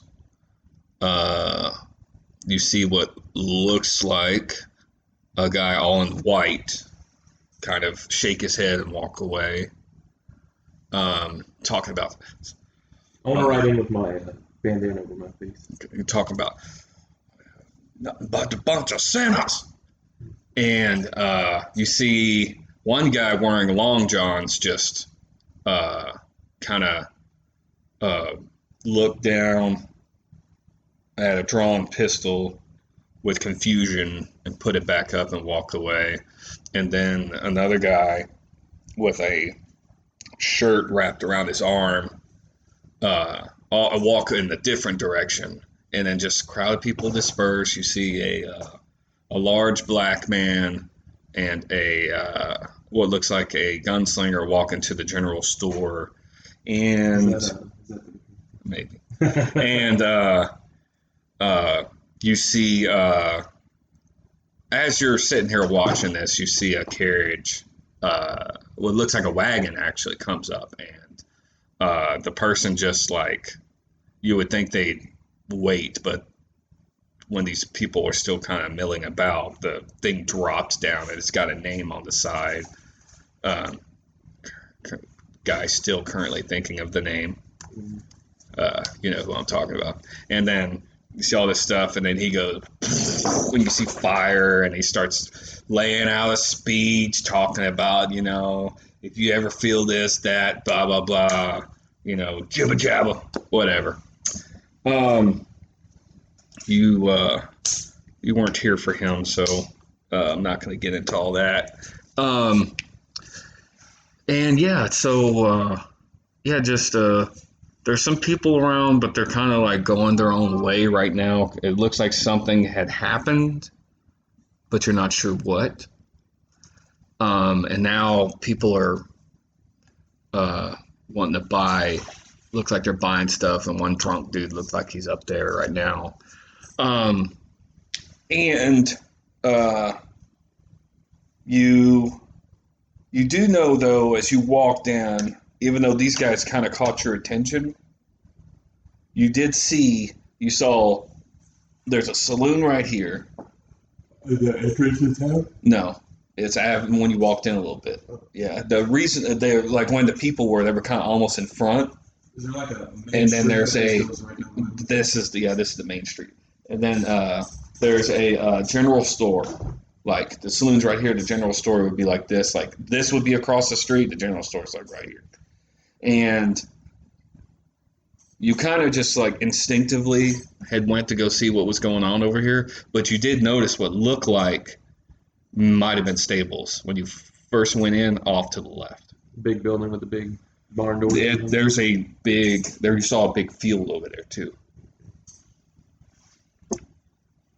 I guess I'm gonna head towards the general store first. Okay. Go in and Go hitch up all three of your horses. yeah, right outside. Okay. All right. As you go into the general store, it says Saul's General Store or General Goods. And you go in there and it's got a bunch of random things. He's got, looks like there's some, as you walk through the different areas, there's some canned goods. There's some random, like, thing of buttons near there, like the small selection of clothes they've got. If you stop to look at that, I don't know. It's up to you. I'm really more here for questions. Saul, when he's seeing you there, Saul looks up and says, "Yeah, if you're looking for a bigger selection, there's a tailor in town." You do see, however, that there is, looks like a bag of chewing tobacco left. Doesn't look like it looked like it's been there a little while. Like it's not bad, but you figure people just keep picking off of that. And there's what looks like a nice cigarette holder, like one of those little nice cigarette cases. And then you what else? Let's see. Oh, there's a rope, twine, And then there's some canteens, it looks like. Some water skins, all sorts of stuff. Looks like they might have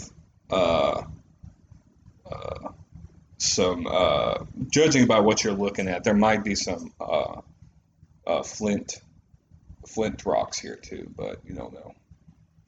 All right. I'm just gonna I'm gonna talk to Saul. Okay. Howdy, partner. Name's Saul. How can I help you? 1 second. She's keeping his eye on the large colored fella. Yes. I got a couple extra horses I'm trying to get rid of. Do you know where I can sell them? I don't know about selling, but the stable will help take care of them. But they definitely be the ones to ask. Okay. And I also got some. Would I also be able to see if I can sell my tech over there too? Yes. I got any extra? Yeah, there's one guy over there actually does some leather working. And what about a butcher? I'll get a butcher in this town? No one I said yet. Yes, there's a butcher in town. Thank you. How much for that bag of chewing tobacco and some smoking tobacco? We have a tin. There's some tins of smoking tobacco back there. That'll cost you. The tin will be $1, and the chewing tobacco, the bag, will be $1. And papers? I think I'm fresh out of papers. Someone came in here and bought some. But how long you gonna be in town for? I don't know. At least a couple days. Okay. Tell you what, I'll if I see you, if I have them, I'll let you know. We'll pay for the tobacco. $2. So I have the $2. Mm-hmm.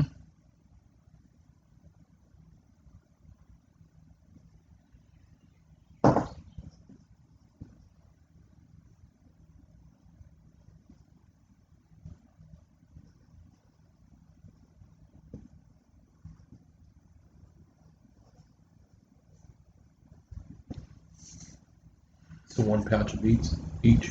Well, one's a tin, and the other one's a bag, in a plastic bag. The chewing tobacco's in the plastic bag. The cigarette, the smoking tobacco's in a tin. Tobacco's in like a leather pouch. Oh yeah, leather pouch.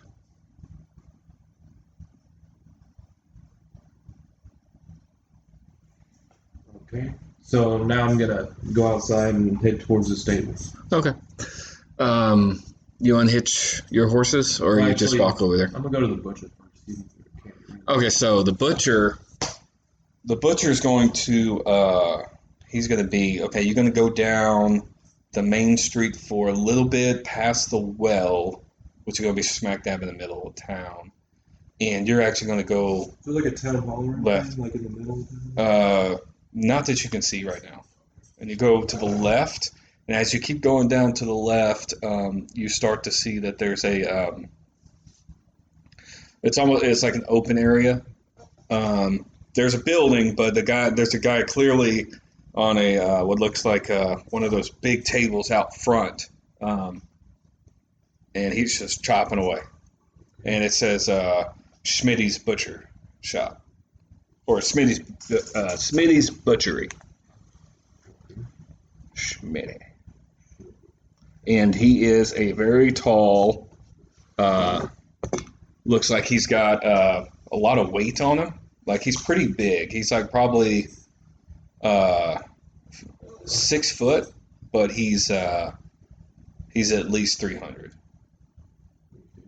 But it's a meaty arm. You know, it's like you don't really see folds on him. And he's just hacking away. I'm gonna stay behind him and say, "Hey, partner."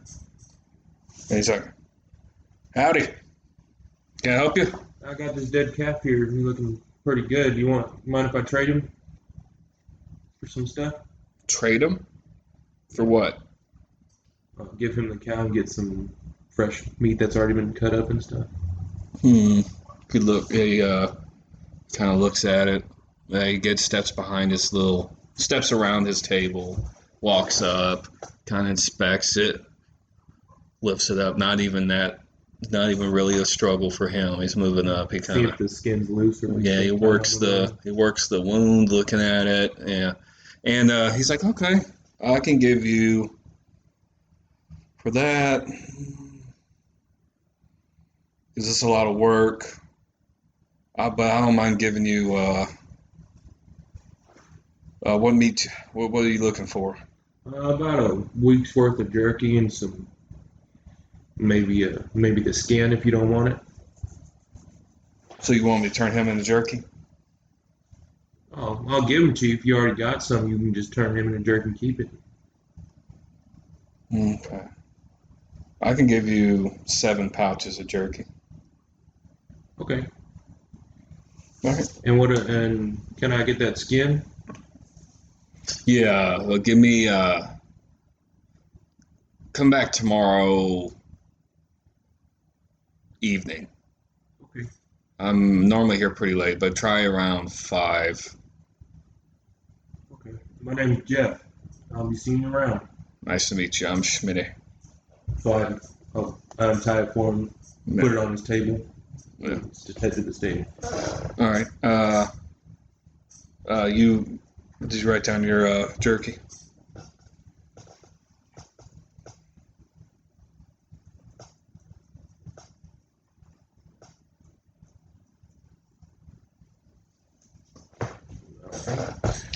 All right. And you bring the horses to the stables too? Mm-hmm. Okay. As you head towards the stables, back the opposite way, takes a little bit. At this time, it's probably around 1:30. You you get over there, and it's you see McGilligan's stables, and you see this guy out in front, tall, lanky guy, just kind of, he has his a large glove on, and he's just slapping the kind of like the dirt off of the horse that he's got. Mm-hmm. And you see at this point, looks like they have like 1 or 2 horses, so they got a pretty big, extensive field. It almost looks like it used to be a ranch. Mm-hmm. And you see the guys are out there like walking them. One guy's riding one, and he with hearing all that noise of you coming up, he looks up. How can I help you? Sure, my name is Jeff. You looking to buy any horses? Oh, we normally just take care of horses. Can ask around. Well, I'll trade one of these horses for upkeep on the other 2 if you're willing to do that. Oh, that'll give you a lot of upkeep. Yeah, I can.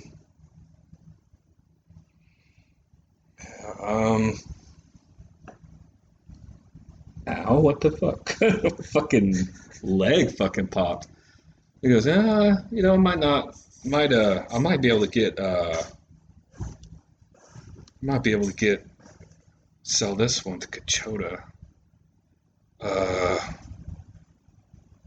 Okay, yeah, I think that's good. So, what we normally do here, we water them, make sure they're fed, groom them, take real good care of them, and it can be expensive, but What about shoeing?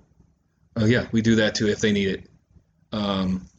But we do everything you can think of, and right now I have my best guy Miguel taking care of someone else's horse, but I've got a few other guys. They're still pretty good. They'll help you out, and yeah, that's a fair trade for sure, and I think that'll give you at least a week's worth of treatment. for them for sure, maybe more. So you should be covered in that end. I'm always here, so you just need to talk to me if you need them. Don't make sure come by, look at them and everything. If there's if you have any questions, I don't mind people checking on their horses. I think that's actually what you're supposed to be doing.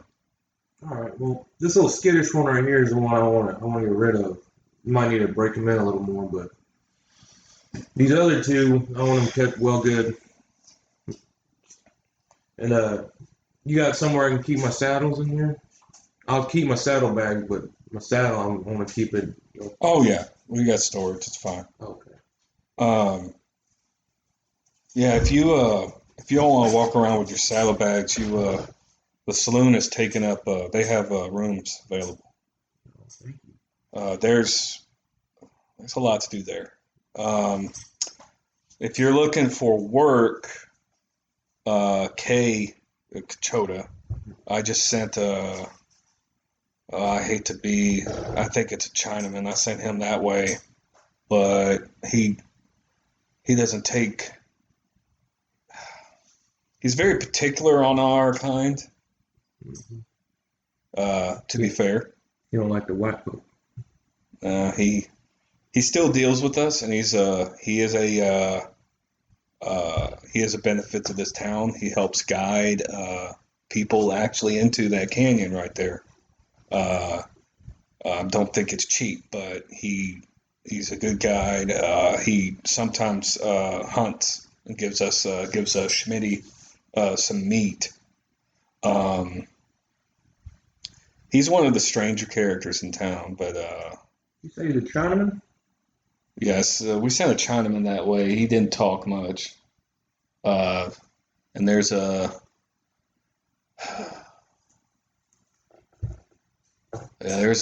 large man's on the other side of town, but he's not here that often. We don't bother him none. He's strange. You know where I can get guns or ammo? There's the guns and ammo. They're renovating right now. It's out there always renovating. But they're if you go down to down this main street, they're going to be down a ways. But there's a little fork, and you go to the right instead of the left. The left will take you to the butcher. You go down there, and it's kind of down there just to. It won't take you too long, maybe about 10 minutes to get there. You got a blacksmith? No. No blacksmith? Okay. All right. Oh, by the way, population is 546 before you got here. 47. Well, yeah. Well, there's a lot of people. I didn't count any of the PCs that came in. Technically, it's 1, 2, 3, 4, 5, 7. So 553. You know about that religious fella yelling about sinners? Oh, he's a town pastor. Oh yeah. Yeah, Pastor pissed off. Pastor Carroll. Yeah. What had happened is two degenerates. Word spread fast. I wasn't over there, but two of our town degenerates were they're related. Apparently, they didn't think they weren't. I guess they want to be related more because they were shacking up with Patrick was shacking up with Bodat's sister. No, Bodat was shacking up with Patrick's cousin, who was his sister. Yeah. And then, he got shot. Patrick got shot. He's I don't know where he walked away. Maybe he's crying at the doctor, even though he told him he'd be fine. Yeah. All right, sir. Where you want me to put? You want me to just tie them up here and you take care of them later, or you want me to ride them in there? No, we got it. Don't worry. All right, I'm gonna take my saddlebags and head over to the saloon. My name's Jeff. said that already. Nice to meet you. I'm Joe McGilligan. All right, you have a good day, Joe. All right, you too. All Go right. ahead. Yeah, you can start heading to the saloon if you want. I'd say I usually have 2, but now I got 3 saddlebags to the extra one I got. Okay. So I'm just gonna put them on my shoulder, pull down my. Well, I pulled down. I want to say I pulled down my. When I went into the general store, I pulled down my bandana so they can see my face. But yeah, I'm gonna head into the saloon. Okay. Roll a perception for me. Oh fuck, 1. Okay. As you walk, What is it? 1. What was it? Wits and 1. wits and composure. It doesn't matter if you roll a 1; it's an auto fail. Oh yeah. So as you go to walk in the saloon, you think you see something out of the corner of your eye, Mm-hmm. and it's off to your right. If you look down there, it looks like might be there's a scarecrow, like down near one of the houses, like a large scarecrow. Okay. You don't remember it was there before. Mm. It's like, was it on my way riding in? Mm. It was on your way walking to the butcher. Okay. So you're like, and you go into the saloon. Mm-hmm. Okay. I just take notice. Okay. So as you go into the saloon, it's like you just hear the noise. You hear people. Is it just small people? There's a lot of people. Right now it looks like about 20 or so people downstairs. There is an upstairs. You see a tall, you would say lanky, but it looks more like almost kind of like Desmond's build, but this guy is very tall. Yeah, and but looks like he's got some muscle on him behind the counter. Mm-hmm. Now, like I said, not big, but it's just this it looks. You're like, there's something about him. You're like, this guy looks like he's got something on him, and he's just wiping a glass back there, and then you see what looks like some people.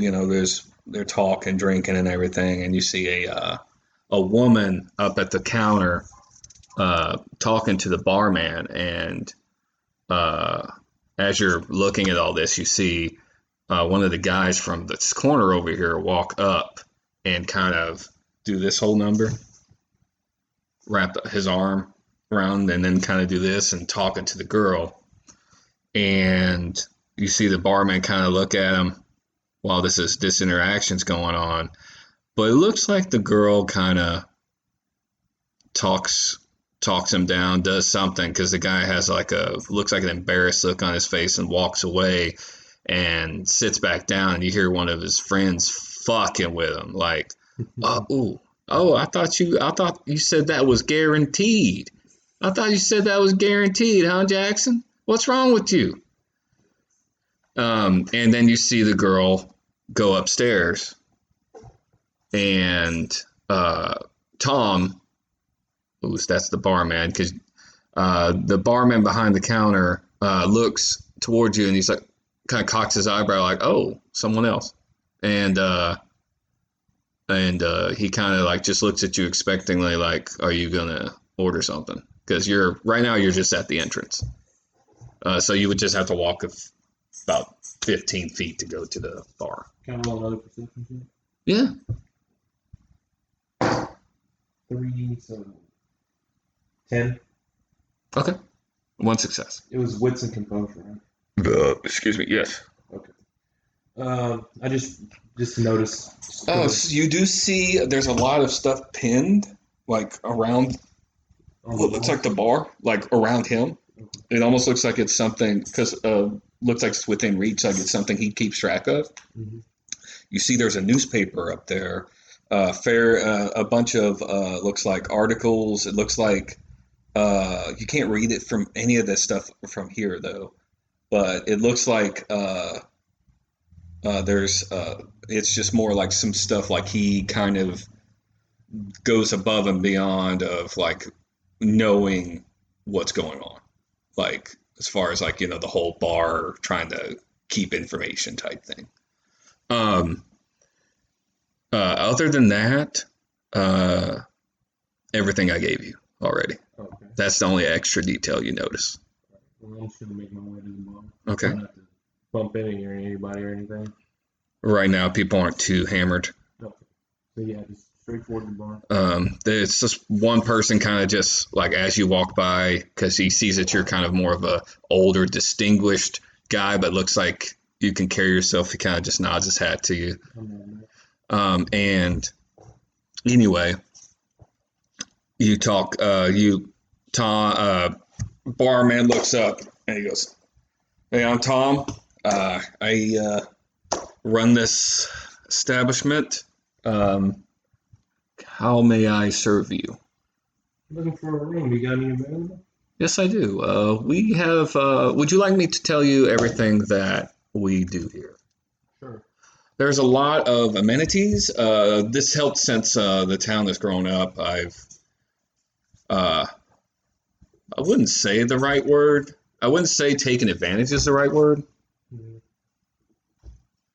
Mm-hmm. So we have rooms, obviously, for rent upstairs. Those are $1 a night.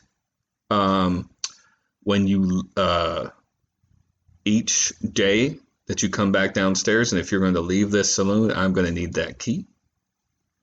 I don't want people accidentally taking the key off of you and then going up into my rooms. It's not. I know it's a little bit of an inconvenience, but trust me, it's a little bit more security for you. Also, this is more. I know it's not always the gentleman's choice, but we do have a bath upstairs. We kind of have a schedule for it because of sometimes one of our ladies do have a customer up there, and hot water that would be that's 25 cents, and we also supply soap for free and lavender oil for an additional dime. And now if you're interested also the other side of things, if you need a companion for the evening, I can get in touch with Miss Helga for you, and she will.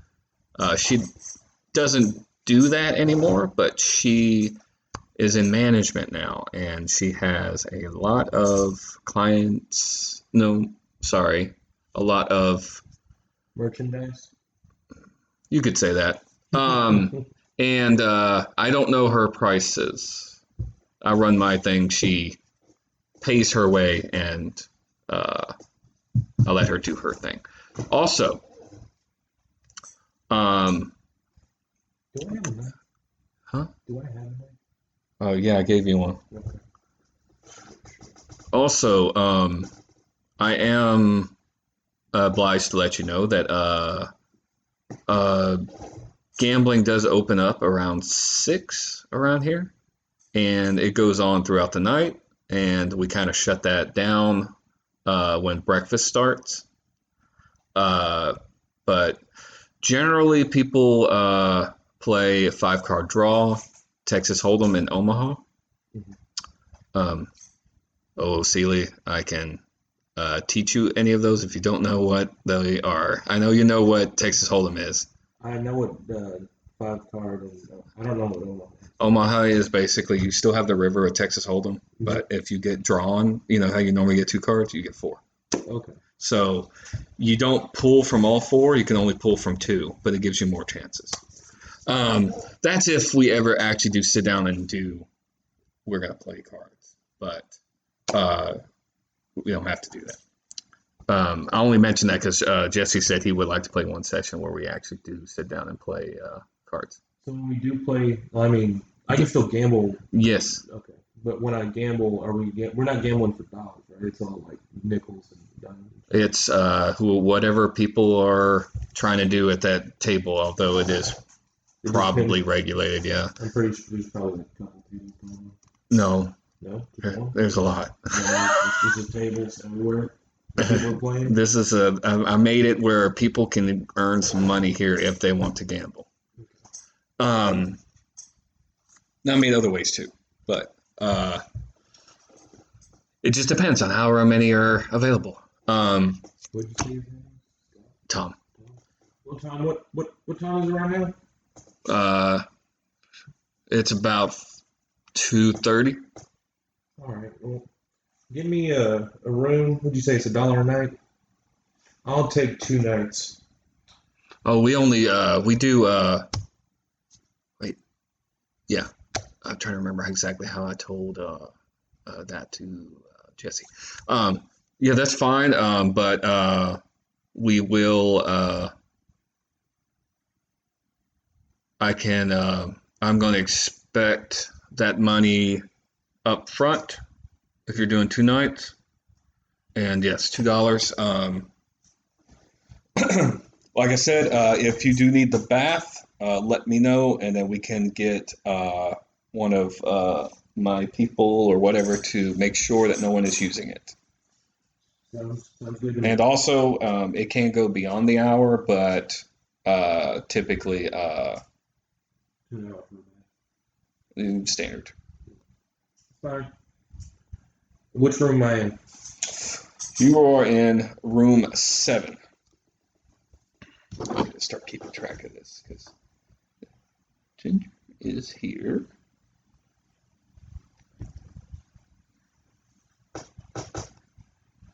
All right, so I'm gonna head up to my room. Or I'm gonna get the key first and then go up to my room. Okay. When I get in there, what's in there? As you go up there, you do see the bath close, and you hear a little giggle. All right. So I'm gonna go in my room. Yeah. As you go up there, you see very plainly on the doors. You see 1, 2, 3. As you go, you see there's quite a few. Like it looks like as it goes, you go down and it goes, and it still like turns. Like there's another little hallway almost. So as you get to room 7, you open it up, no problem. You've got, looks like a bed. There's a window up against the wall, and there's a dresser. It's not bad. You've probably stayed in better, but for a saloon, it's not bad. All right, I'm gonna get my saddlebags. I'm not gonna unpack them. I'm just gonna put them underneath the bed, kind of so they're not in view. Mm-hmm. And I'm gonna take my pistol, my knife, my ammo, and my money, and then I'm gonna head towards the gun shop. Okay, so you leave, you lock up, Drop the key off. and as you walk downstairs, Tom, you hand the key to Tom. He says, "Thank you." He says, "Come back. Come. I'll see you tonight." And as you walk out and you turn left to go down the main street in the same direction as you went to start heading towards the butcher shop. Mm-hmm. Roll me a. I'm trying to remember what this was. I think it was intelligence and no. Roll me a wits and resolve.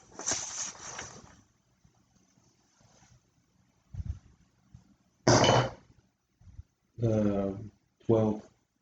All right, 2 successes. I believe that's the memory roll. Mm-hmm. So as you walked down there, you were like, I saw something weird, I saw a scarecrow, and you were like, did I see that before? So I just check back in that direction. Which is the direction you're going. Mm-hmm. Yeah, you don't see anything. So, what did you see? What didn't you see? Because it's like one time you didn't see anything, another time, da-da-da. So, as you're walking, you don't see anything. And you were like, I sworn I saw something. You're looking as you go, and you come up to where the well is. And left or right, left's to the butcher, right is what McGilligan said to go to the guns and ammo. So you go that way. You see, and there's still more houses down here and everything. You're not seeing much of like other stuff, like no other big buildings. It looks like just this is where a lot of the houses are. And then as you get closer, you start seeing where there's a guns and ammo shop, and it's on your left.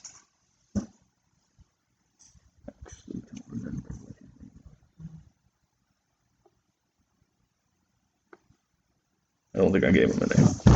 All right. So you go into the gun shop? Yep. All right. So Tom's the store owner. Tom's the barman. Or the barman.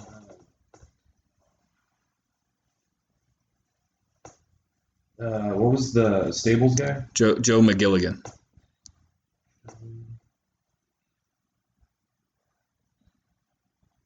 And what was the general store guy? Saul? Saul. Saul.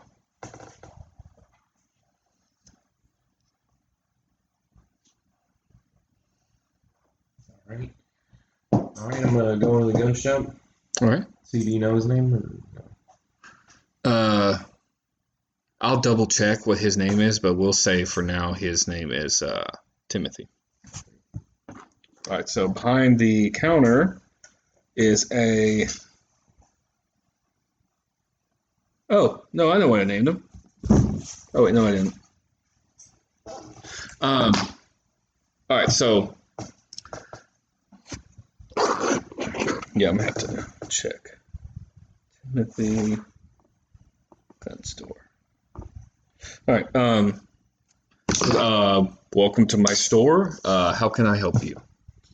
Oh, yeah, my name's Jeff. I'm just looking for another gun, or at least prices on ammo. Okay. All right, so we've got some. The only thing we're really running low on ammo is our lever action. Guy came in and bought most of it. Dusty, and he likes to sight his guns. We've got some bolt actions up here. We have a shotgun over there. Got a few revolvers up here. We have some nice knives if you're looking for a knife. And We got any sharpening stones? Like to keep my knife sharp. Mine's almost done. you can I see it? Hand my knife. What's your knife? Yep. Taught you how to take care of a knife, boy. Oh man. Yeah, I've had it for a long time. It's all nicked up now. Oh, it's not even a proper hunting knife. I could sell you one of these. It'd do a lot better than that. Oh, these, damn it, how much did I price those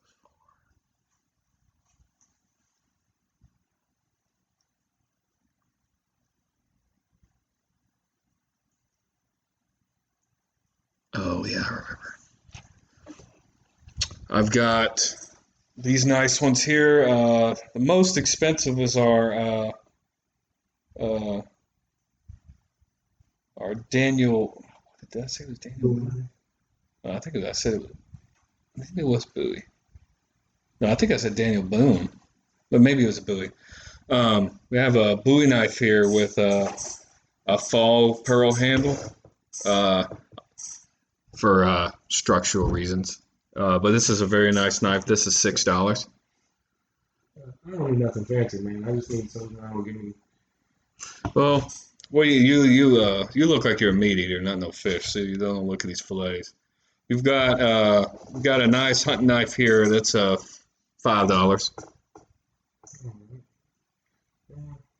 I'm gonna strap the cash right now. Maybe I'll come back tomorrow. See what I got. Well, they're starting up some gambling, I think, tonight.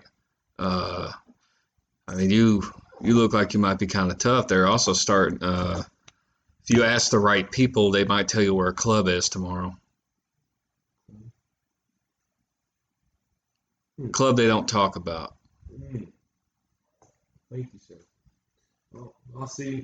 Will you be gambling tonight? Because I'm about to head back over there. No, I unfortunately have to oversee my store.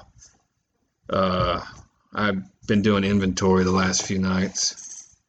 Can I help you out with anything else? Do you just show me your knife? I'd hate to see what your pistols look like if the care that knife has. I clean guns and stuff here too. We do have some gun oil. All right. Here's my gun. See what you think. Looks like it's taken. He looks at it. Looks like it's taken care of. It could use one. I would say more as a preventative. This is actually very well cared for you. He kind of looks at you. This is you. You use this quite a bit, don't you? I've been known to pop off a shot or two.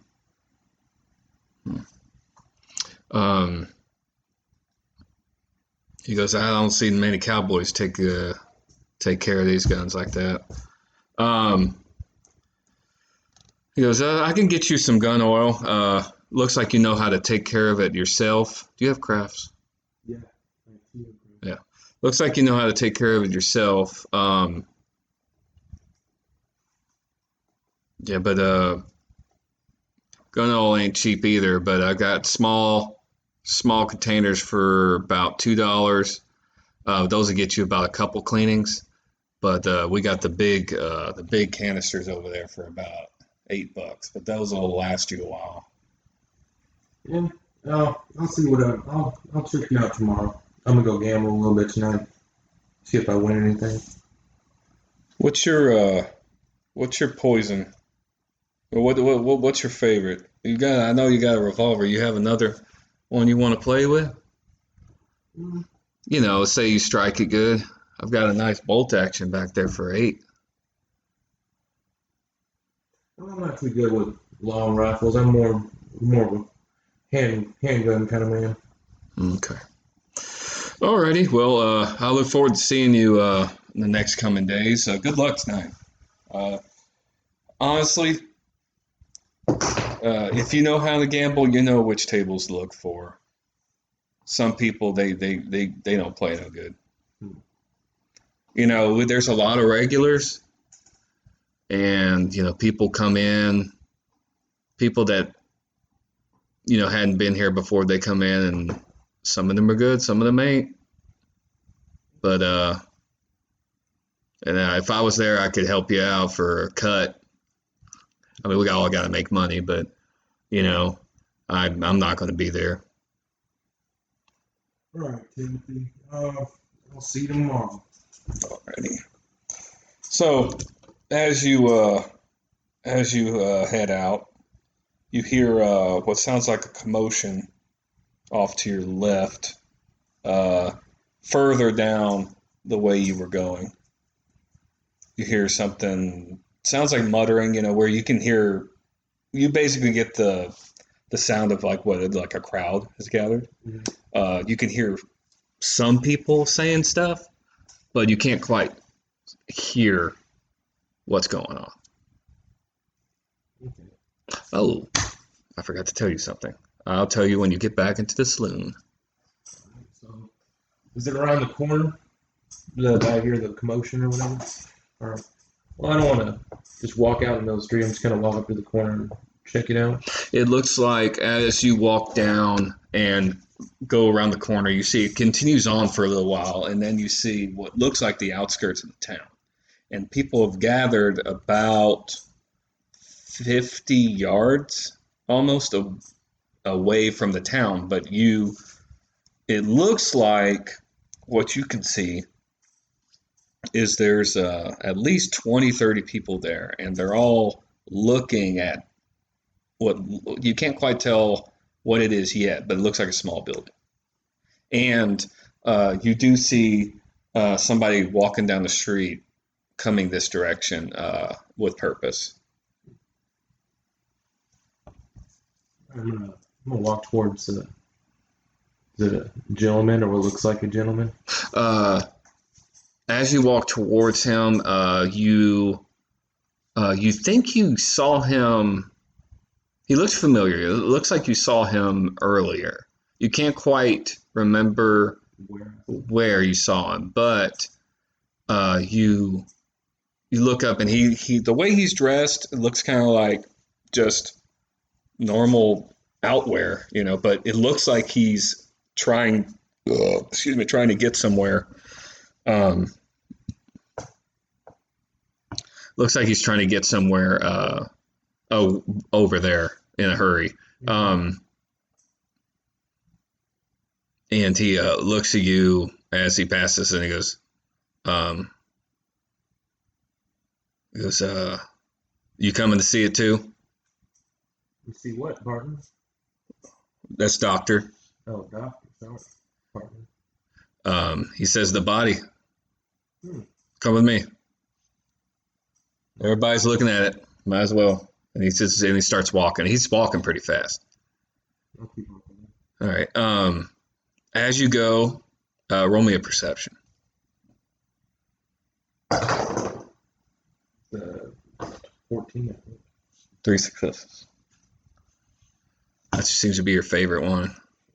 So you're following the doctor.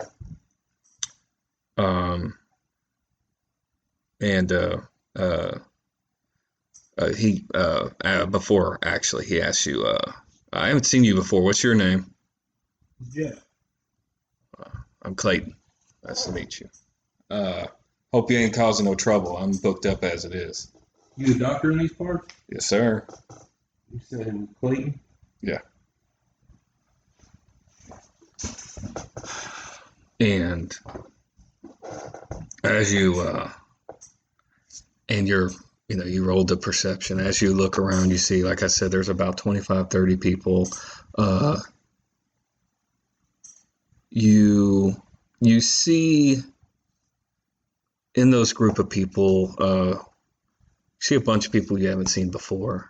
With the exception of a woman, and that would be the one you saw in the saloon. The guy right there. And you also see a redheaded girl, a woman, actually near her. Looks like, and they're both kind of peeking through the crowd. Looks like as you are walking up. Also, as you are walking up, you do see that there's 3 people clearly that are keeping people away, and it looks like one of them's barking orders, definitely. And finally, as you come up closer, you do notice that this is an outhouse. All right, I want to walk up and look at the body up and close. I want to talk to whoever's barking orders. All right, as you go to walk up, kind of maybe taking advantage of the doctor, just because as he walks, he's like, "Get out of my way," and it's like, and before even, and you hear another voice say, "Let him pass." He's already went through. Like he's just pushing. Yeah. Well, they saw who it was. They moved, and I just kind of follow. You kind of take advantage, and then you see one guy go and start walking towards where you can't quite see yet, but looks like there's a shape on the ground right in front of the outhouse, and then all of a sudden you just see someone standing in front of you. Excuse me, no, you need to back up. We're clearing the scene. You're going to contaminate it.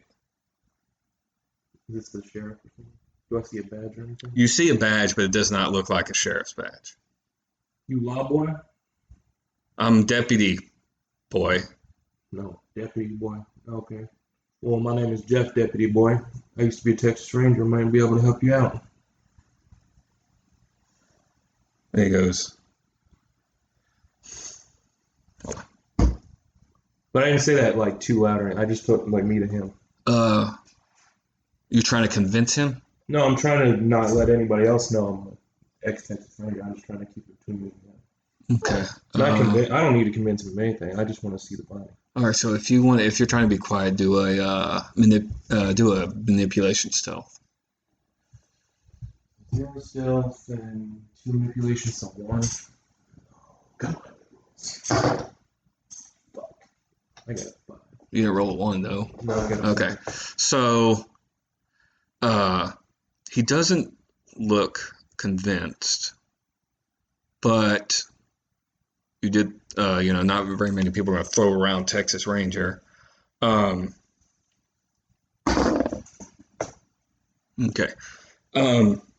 Another guy walks up to you, and it looks like he was another one of the keeping the peace, kind of keeping people away. Also has a badge on himself. He goes, "Hi, my name is Clay. You said you're ex-Ranger? Mm-hmm. Stay right there 1 second." And you see him walk over and then walk a little ways away. You hear talking, but you don't hear what they say yet. And you see the one who led the doctor over, look towards you, and then he goes,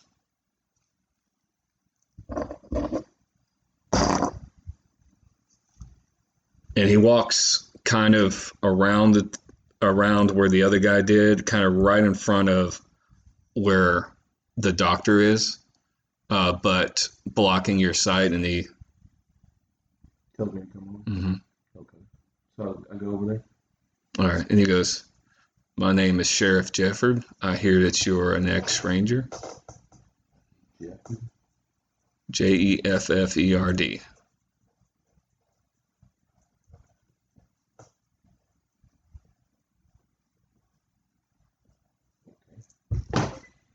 Yes, sir.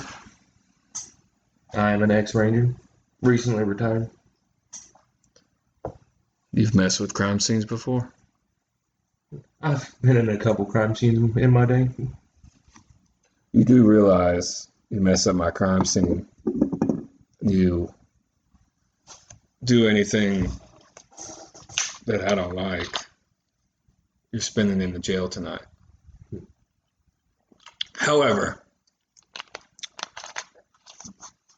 if you are who you say you are, you might be of assistance. Now I'm gonna ask you again. Are you who you say you are and are offering to help, or do you want to just wait behind that line? I'm just here to help, man. You get the feeling this guy, Trying to intimidate me. it looks like he's intimidating without even trying to intimidate you. He's done his job a while. Everything he's saying, he's not lying about. Like, he's being dead serious. Whether or not he could physically do it is another story. But outside of character, there are things called upgraded characters that, you are technically just a barely upgraded starter character. There may be people in the town that are straight up better than you. I mean, it happens. But no, he's doing he's being upfront with you. It looks like, since you're Army, he's Sheriff, while you're ex-Army, he's saying, this is my place. You know the deal, and I'm giving it to you straight. Well, Texas Ranger is more like law that goes across the whole state, whereas his sheriff only has to deal with that. So, yeah. I ain't gonna touch nothing. I just want to look. Okay. All right. As you get closer, he lets you go by, and he's looking around. He talks to the doctor. You see that it's an outhouse that's way away from town. Kind kind of weird. Well, the smell, I guess. No, you've seen other outhouses as you walk by. Okay. Could be from just city restructuring, town restructuring, whatever. Could have been happening, if somebody had just laid a fresh load and somebody may not have wanted to move it. Who knows? But it's kind of off in the, a little bit away. And there's what looks like a dead body laying down, pretty much looked like it fell out of the outhouse.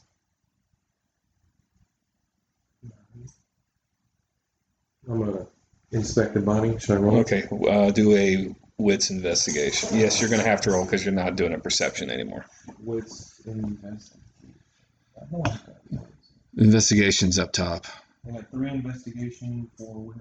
Yeah, didn't you have something for investigation? Bodies.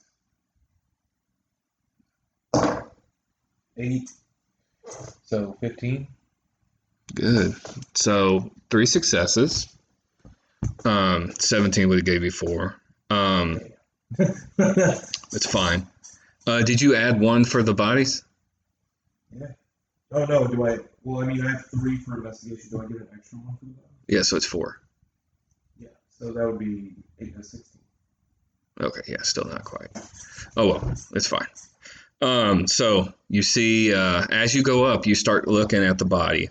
You've seen a lot of bodies before, whether you shooting them, while you're in the Rangers, you Bodies that have been there for a long time. and you helping each other, maybe stumbling on a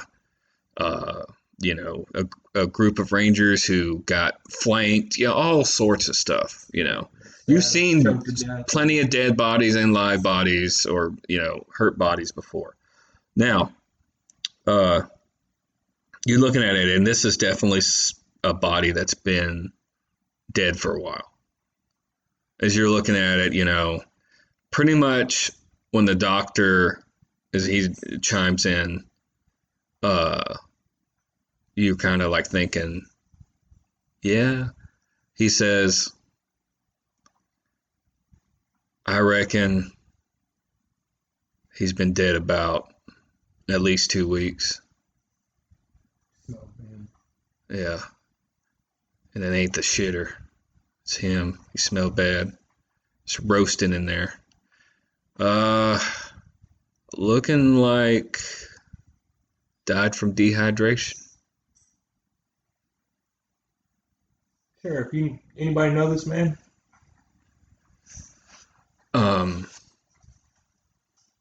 He says, well, right now, I'm not getting any recognition off of this. It's hard to see right now. It's kind of thin and skin pulled back, but maybe the doctor can, once he gets him on the table, we can have better luck. Clean him up a bit. It's going to be a John Doe. No cuts, no bruises, no nothing. And who found the body? At that question, some guy who's like, one of those people who's like real excited to be part of an investigation that shouldn't be part of the investigation. Oh, really? Civilian. Yeah. He's like, here. Yeah, I found the body. Yeah. They were pushing me out here. I should be up there. Bubba's.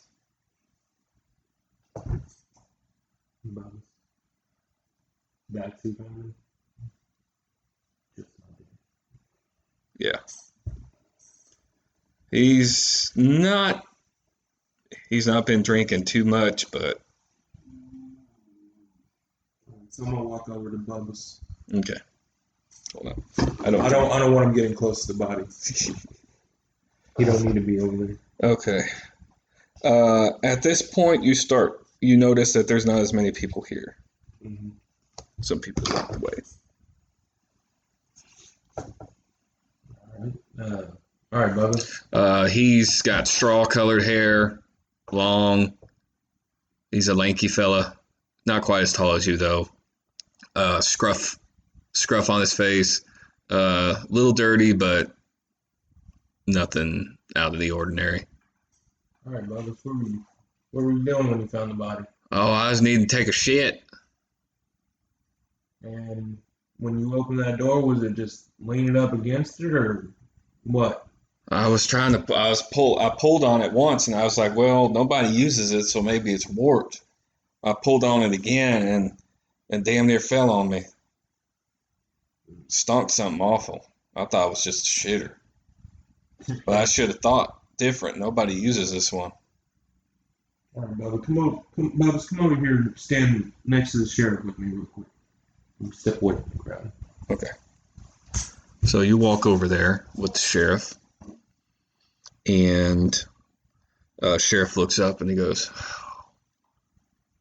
"Is there a reason you're bringing me this man?" Well, I said I have a couple questions. I want to make sure you're giving him the evil eye when I ask him. You know this man better than I do. Okay. Now, Bubs, did you take anything? You see a hard face just emerge. Hold on. You rolled a 3. Still, you see a hard face emerge.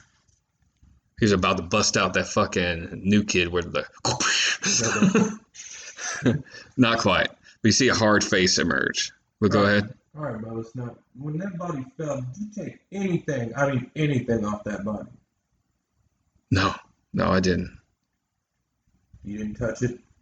Well, maybe $1 fell out. What's he gonna do with it? Then at that word, you hear one of the deputies start walking up, but then it walks away. So you found $1. Anything else you might have seen fall out of his pockets?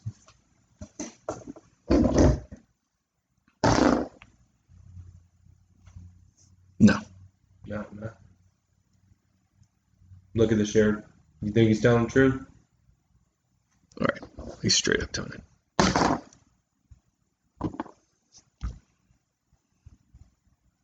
He's like kind of like, "Look at me, boy. Look at me, my eyes. Look at me, my eyes." It's just like going cross-eyed. He's like, "Oh, sorry. I think it's fine. I think he's telling the truth." I'm gonna roll for intimidation just to be sure. All right. What's manipulation of this? Intimidation.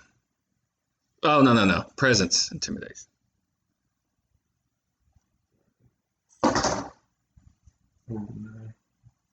Plus 2 is 11. That's all you got for presence and intimidation? Yeah, I got 1 intimidation and 1 presence. Okay. So 11? Mm-hmm. 2 successes. Okay. Are you saying anything or just staring at it? I'm just gonna get real close to the boy. Yeah. Who are you? Don't worry about who I am. Answer the question. I didn't take nothing else. All right. I'll let the sheriff deal with that dog. All right. More people have dispersed at this point. I guess the sheriff tells Bubbles to go back to where because I'm done with him. I'm done with him, sheriff. Okay. Yeah, he tells him to go back. And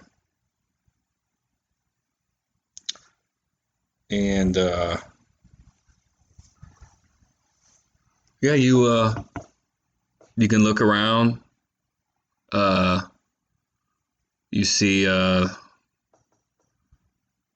there, you go back the way you came. You see some more, like because you're on the outskirts, you see kind of where you would think the butcher shop was. There's more over there, and then there's what looks like something in the distance way over there. Maybe a ranch or something. All right, I want to check the outhouse then, please, see if there's any locks or anything in there. Yeah, So go ahead. Roll for an investigation again. Roll a 4, and then it's, what is it? It's wits and what? With investigation. 3, so 11. Okay. All right, as you walk in there, you look around. It wasn't locked, You don't see a key or anything. You look around. They're just like a sliding. No, it opens. Okay. And I mean, it looks like an outhouse. There's and then just a big hole. You look down though. If when you look down in the hole, you see there's a little bit of excrement, but not much. So it looks like whatever was in there was from him. And then you, where else are you looking? Just looking for blood or like scratches on the wall, or You do see what looks like scratches like near the wood. You're not sure if like next to the.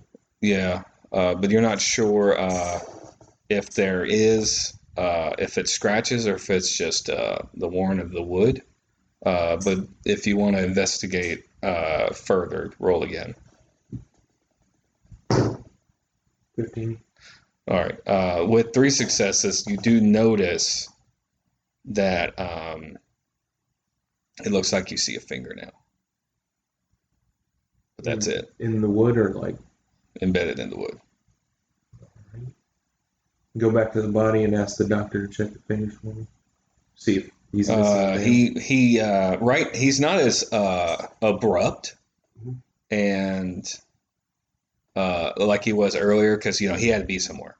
So he's doing his thing. So he kind of looks and he goes, "Yeah, this one's missing his pinky fingernail on his right hand."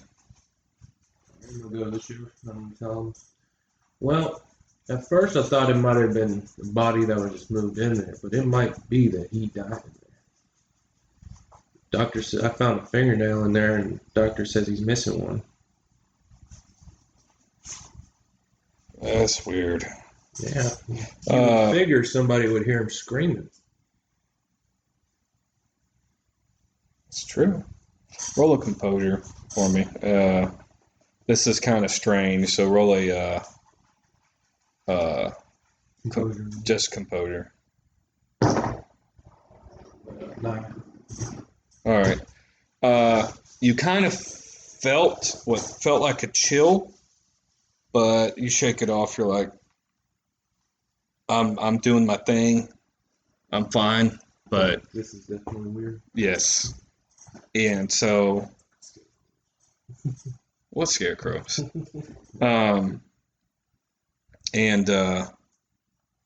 Yeah, so anything else while you're here?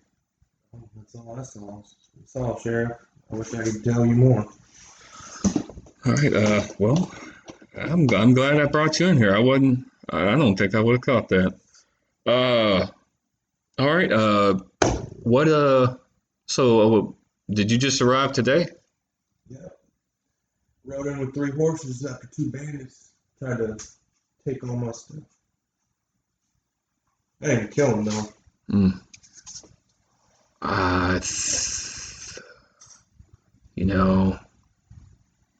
I have been seeing some funny business with a couple riders coming back and forth the last couple months. Did one have brown hair and smoked a cigarette? Yes. Oh. Looked like a weasel, like a little thin guy. Oh yeah. Okay. He Yeah. said his name was Clint. Yeah, it's Or probably that's what his partner called him. The other it one probably called ain't his him- real name. The other one called him. The other guy's name was Desmond. The other one was Desmond. That's what they called each other. Yeah. Okay. Well, yeah, I never had to deal with them, so I think it was low end stuff. Most people in this town could take care of themselves anyway. Well, if you want to find one, you might be able to find him. I left him tied up with a rusty knife. I don't know how long it took him to uncut himself. Or if the critters got him yet, but I left him about half a day that way. Okay. All right. He also had a big clit. I mean, a little dick. Okay. Makes sense. He kind of chuckles a little bit, like that's random as fuck. Okay. All right. I got to get back to this. All right. All right. Sounds good. Is it 6 yet? Yeah, it's 6:30, 6:45. You've been here a while. Probably close to 7. All right, I'm gonna go find a table to go gambling. All right, so you're gonna go into the saloon. And you go in, and we're gonna. What time is it? We're probably gonna have to stop there. It's 8:30. Laurie's gonna call me soon. So as you go into the saloon, we'll say you look around for a table. You see people have already started gambling and stuff, and you see one of those tables you had paid attention to in the past because what's his name that came up, flirted with the girl, got rejected, and came back over here. That table's it's got an opening. So there's one chair open right now, and it looks like they're playing something. Then there's a few other tables that are full, and there's another table over here. Looked like it had an opening. You see some guy sit down, and then there's another opening like smack dab in the middle, like 2 chairs are open. So where are you sitting down at? Looks like there's a lot of people gambling now. You said one just opened up. One was open over here. There's 2 in the middle, and the one had opened up over here, but the guy sat down. How many? Are they all about the same amount of people at each table? Most tables have 4. So right now you don't think it looks like they're not doing big games. So it looks like they're doing like small games. All right, I'll just go with the one that has. If there's 3, I'll go fill up the table. Okay, so over here, sorry, 4 or 5 people. Okay. Yeah. Over here, there's about 4 people. You sit down with them, and they tell you, we're about to start. You playing?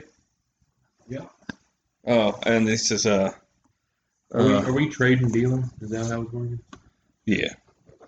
I didn't get that extensive. All right. You have at the table, there's going to be Nate, Tim,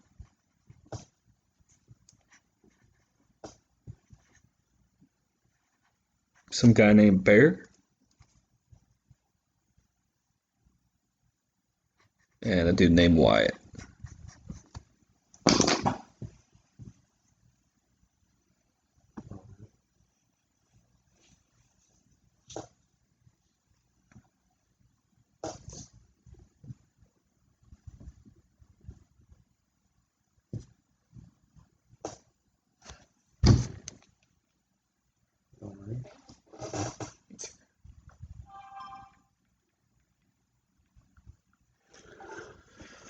All right. All right. So, what are we playing?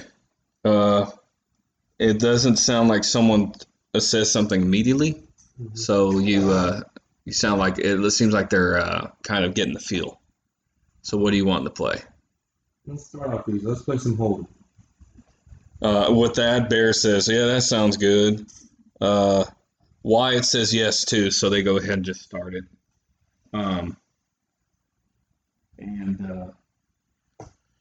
All right. Roles for this will be for cheating. If you cheat, now you're gonna have to tell me when you start cheating. But it's manipulation and subterfuge.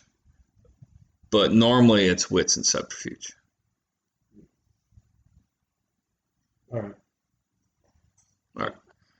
All right, so I'm going to roll a little bit for them and we'll go through the first few hands. Go ahead and roll twice for me. With the 10? Yeah. Roll twice. Oh, sorry. All right, so what do you want to do at first? You want to start playing, or are you starting to watch them as you're doing? Kind of get a gauge of how they play? Yeah, I'll just watch them for a little bit. You can still play. I'm just saying. So if you're going to start watching them, so remember those 2 roles. But go ahead and also roll a wits empathy. What happened? No, I don't have empathy. So 609. Okay. That was the one you told me to roll. So. Yeah. All right. And So my first roll was a 4 and a 6. all right. Is that added together with the was that for the cards? Mm-hmm. That was the cards. The 4 So- and the 6 were for the cards. The 9 was for the what you told me to roll. All right, so that's with the wits and stuff. Okay, yeah. See, all right. So as you're starting to see, you see what looks like Nate. You know, Nate's got like you notice when he's got like a good hand, his eyes will get real big. And Tim, he starts scratching his ear. Bear looks like he kind of just went like this a little bit. Kind of touching the Yeah, a little bit. Yeah, it's like he can't resist touching his face. And Wyatt kind of, at first you didn't know, but these guys aren't that great, so I'm giving you some. Like otherwise, if they were good players, I wouldn't have. We really probably wouldn't have given you anything because you didn't roll that great. He What would you say? Kennedy does? he His ear, yeah. and then Nate does. His eyes get big. Yeah. And Bear just touches his face. Yeah, and Wyatt kind of, you notice he starts, looks like he wrinkles his mustache. He does like this.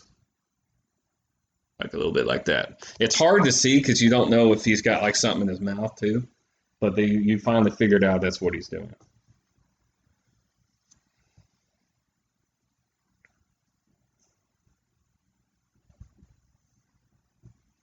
All right. All right. As you go on, you notice with these mannerisms, you manage to save yourself because you noticed that Bear and Wyatt were really hitting that lucky. Mm-hmm.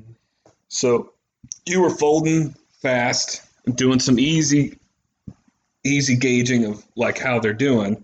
Let me see if they can watch you. Yeah. Oh shit! One of them's got your number. Oh shit! Okay. All right. So pretty much everybody's knowing some Everybody's tells right watching now. each Yeah, other. everybody's watching each other right now. So it's going around by luck and everything. So let's go ahead and get another couple rolls out of you to see how the gambling is going. No, 6 and a 9. Okay. All right. Looks like again a couple of them aren't doing that great. So you start to win a little bit of money that way, Mm-hmm. and then later again Bear and Wyatt. That's how it went. I don't know. It was with Jesse. It was the same thing. One guy just kept rolling fucking tens. It looks like because of how you've been playing, you're able to. You don't know at this point. You don't know how it's going to go if you take out Nate and Tim, because Bear and Wyatt are playing well, but you're still getting money from Nate and Tim, but they're starting to get a little low. Because Wyatt actually cleaned some money off of Tim this last bit, and you cleaned some off of Nate. So am I above? Right now, you're above, but you're not above. You, Bear, and Wyatt are definitely leading, but you do not have the biggest pile by any means. You're not doing this great. So it's up to you to what you want to do coming up. All right, I'm doing one more hand real quick. Let's see how you do. 9. Okay.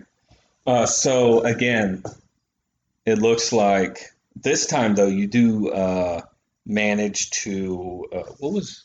I think that was 8 right before that 10. Yeah. All right, so never mind. All right, so looks like what happens is everybody goes in and on this hand, and you manage to actually you could try to bluff if you wanted to. Do I get to use my stance? Yeah, but I'm trying to think what you would use for bluffing. I think it would be a manipulation subterfuge. And your pool's not that great.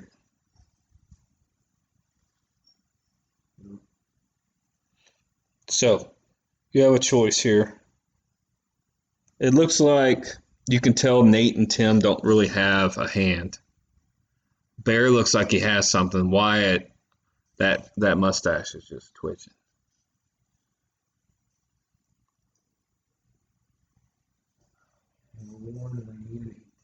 Right? To bluff? Alright, I'll go for it. Also, I didn't talk about this. One thing you can do to buff your pools, but what it does is it spends it, though, is a willpower. Now, you get it back eventually when you're rested, but you can use a willpower and it'll give you a +3. Just one willpower? You can only use one. You mean it's like a one-time thing? No, well, you can only use one per roll. Okay. And you have to be careful because it lowers it. So whatever your willpower is now, what is it? It's at 6. So it would be down to a 5. If your willpower gets too low, though, you start.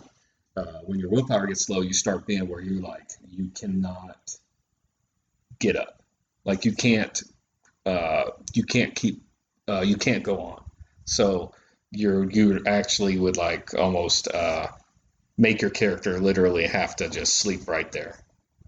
So you can do it for a little bit, but that's something you would definitely have to use sparingly. I use one to go in for this block, so I'll have 4. Yeah. But, I mean, you've now made it where it's a lot better odds in your favor.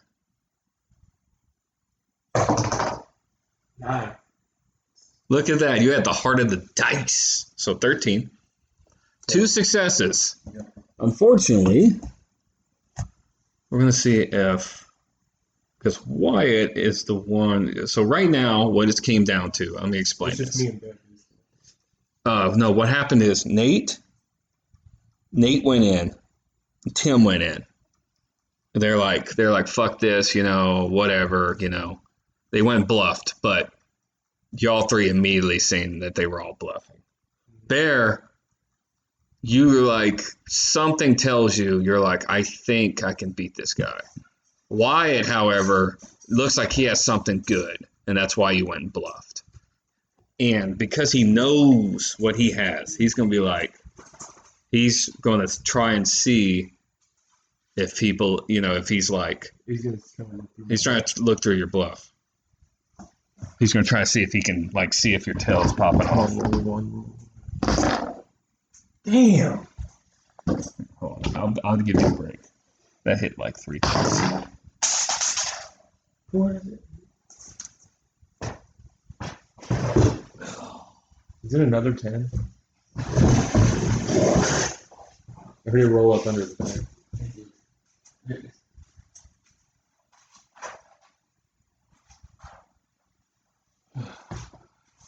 An 8? He succeeded, huh? He thinks about it. Right now, we are still playing, so we're gonna do one more roll, and then we're gonna end it.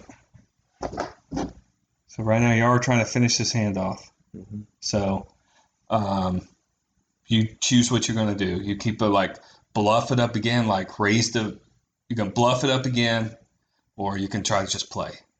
Can I cheat? Or do I have to do that before they? You could try and cheat, but I What don't do I think use? your pool's that great. Or what do you use for cheating? Manipulation and subterfuge. So give me a dice roll. What'd you get? An 8. Okay. All right. What ends up happening is you can see that he was kind of uncertain. So you just throwing more money down. So you throw more money down. You're like, come on, bring it. He's like, all right, fine. And he fucking folds. And at that point, Bear is just like, no, this is too rich. So you clear out Nate and Tim. Mm-hmm. So you take their money and what Bear and Wyatt had already bet. So we're going to, because they still have a decent amount of money, I'm going to say you just made $3. Add it on to my other money that I have. So that's 60. Now, Mm-hmm. seeing your luck of what's been going on. This would be probably the point to walk away from the table. Yeah. And Nate and Tim are gone. They're like, oh man, whatever. As you collect your money, and Wyatt's kind of just like, he looks at the piles. Are y'all playing tomorrow? Maybe. And then Bear goes, well, you know I am. I should have had that. It's all right. Whatever, it's fine. And then you hear off in the off in the other side of the room, you hear what sounds like a chair slide, and It's like somebody got up real fast. yeah, and you hear the whole sounds like the coins. You can hear the jangle of change, and you hear immediately afterward, the hell? And you also hear immediately, you look up, right? All this you're going to look up. And you see this dude almost running towards you, but running towards the door. And then you just see some dude just fucking unload on his back. He gets shot. He's shot once, and then freaking falls towards the door. And you see two guys get up. One who shot him, and another one who looks like he's got two pistols on his side. And they both walk up, and the guy who shot him shoots the guy in the head, and then picks him up and kicks him out the door. Dude's still alive. What? Yeah. Dude's still alive. And he kicks him and boots him out the door. Is that Jesse Statham? Not the one that got shot. The one with 2 pistols? No. No. He's the one the one who shot him was. The guy who had 2 pistols is just the one. And you see the guy with 2 pistols looking like, I want to go out there. Because he's pissed. And then you see him just kind of just like, after waging that internal battle, he turns around and walks back. And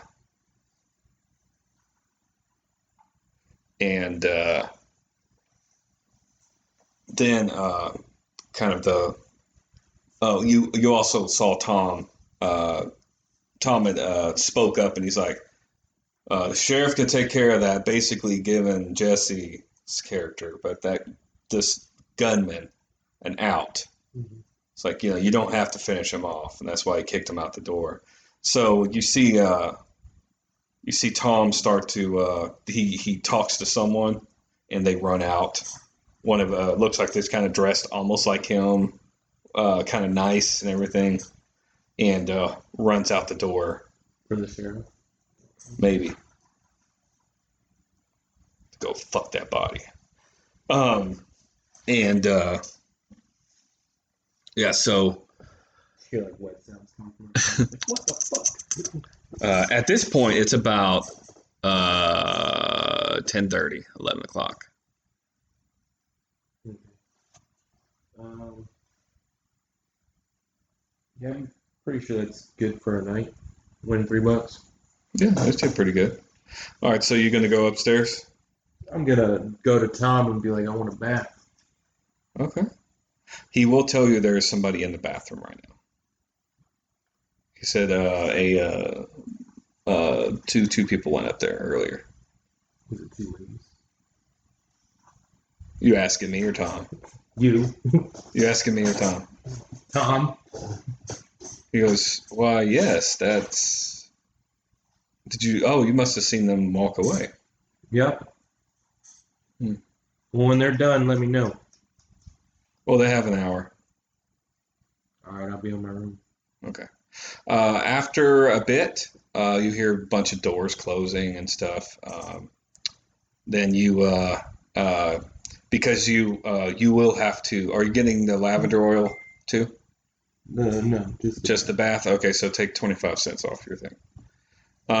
You hear a knock on your door, and you hear Tom's voice. He says, "The bath is free. It's been about an hour and a half now. Just to let you know. So it's around midnight." So, where's the madam? Oh, so you're gonna talk to Madam? Do you ask Tom? Mm-hmm. All right. So Tom goes, Miss Helga. Yeah, she. Let me go get her. And you see him walk further down and go, and then you hear him walk, and then you hear knocking on the door, and you hear talking, and then you see him walk. Am I standing outside my room? Yeah. Okay. And you see him walk back, and he continues to just walk down the stairs. He walks past you and everything, but with a little grin on his face. And you see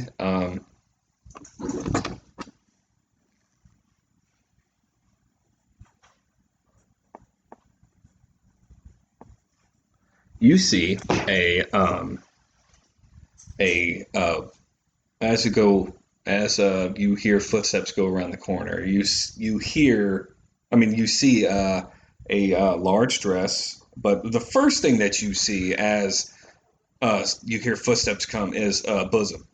Mm-hmm. Just the first thing that comes around the corner. Yeah, and it's very, very large bosom, and it's like you can tell that she's wearing something to push them up, but they're very large. She's very statuesque. Yeah, she's a very large woman though. You'd see that she's probably at least 5'10", which is very large. Large or tall? Both. So she's curvy and tall? And you see her legs is what you would call thunder thighs. They look like they're kind of strong. But she's she looks like she's a bit older. She's probably almost your age. But definitely still very pretty. Wears less makeup than you would expect at her age, but more than a younger woman would. And she's got some nice earrings. It looks like, like little pearls almost, just like little bitty ones. What's her hair color? Her hair color is strawberry blonde. And then as she's walking up, she kind of gives you the once over, and she said kind of smiles and she goes, "Oh," she goes, "This is gonna be funny. We don't get many older gentlemen here." Do I look that on? Oh, don't play games with me, darling. So, what was her name? Her name is Miss Helga. Are you Miss Helga? Yes, Miss Helga. Well, I'm feeling a little lonely tonight. You know where I can find some company? Oh, I know some company. You have an age range? It's a pity I don't serve my services anymore. I have an experience range. Yeah, shame I don't offer my services anymore. You'd be just my type. However, I think Dana Lisa would be interested. She is. You said you like experience? Experience and look her up and down beauty. Thank you. And she's not quite on our hill, Mhm. but she's very accomplished. Always top ratings. She is 35. Um, Curvy, and she is of the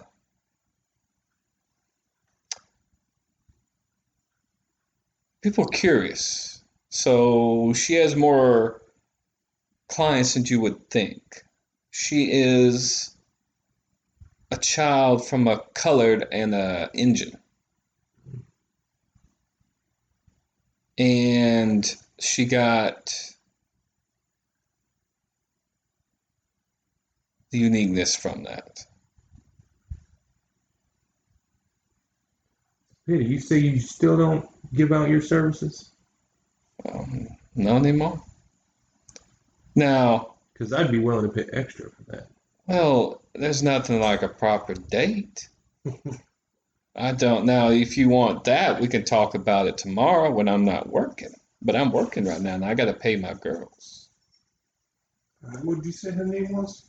Annalise. And about how much would that run me?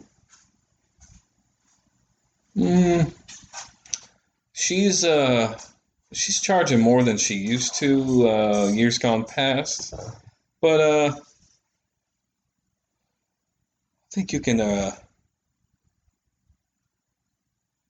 $2 for her time. How about, is that negotiable? Because I'm about to take a bath, and I know how women don't like to pay for their own bath. Oh, y'all could be in there together. It's a nice big claw tub. All right, that sounds good. Yeah, and just because the hour is up in the bathtub doesn't mean y'all are done. My girl's the charge is for the night, but some guys don't last the night. All right. Not like experienced folks, like experienced man like yourself. Them young bucks, they talk fast, and they lay fast. All right. Especially when you get something unique like the Annalise. All the racism in the world does not counter curiosity. Would you say her name was Hilda? Miss Helga, Miss Helga? yes.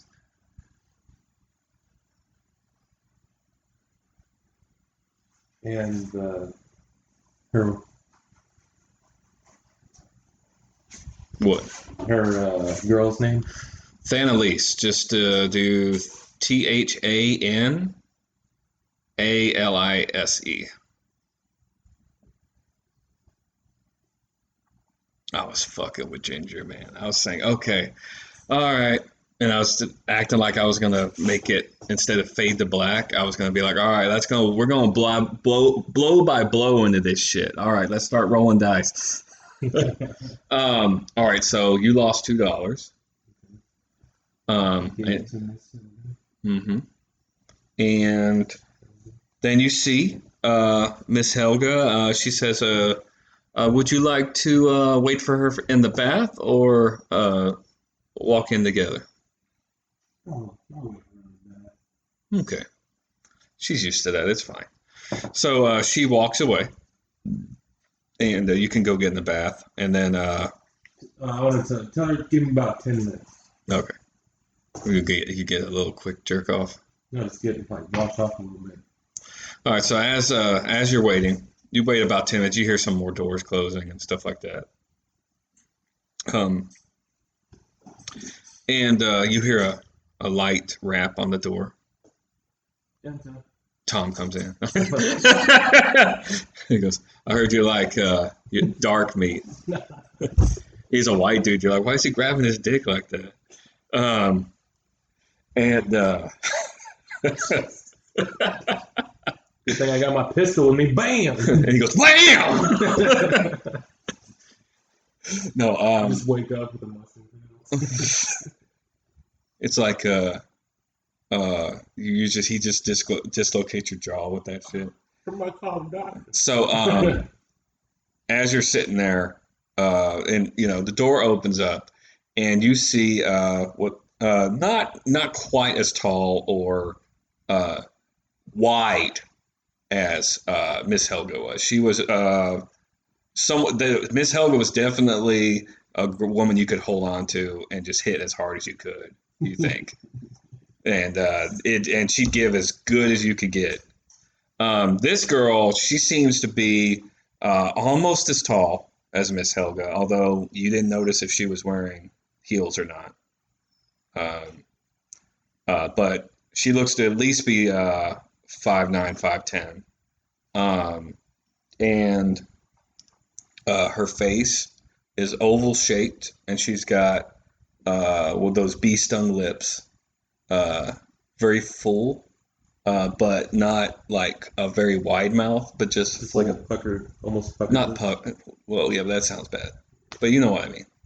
And she's got, like I said, an oval face, and just a little upturned nose. She would have gotten that from her Native American. And her hair is beautiful.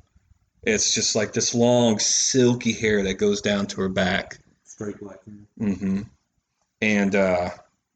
And then you see that she's wearing, to go against type, she's wearing a very blood red dress that just seems to make her lips pop and her eyes a little bit. Obviously, her eyes are brown. And she's got very, very generous cleavage and womanly hips.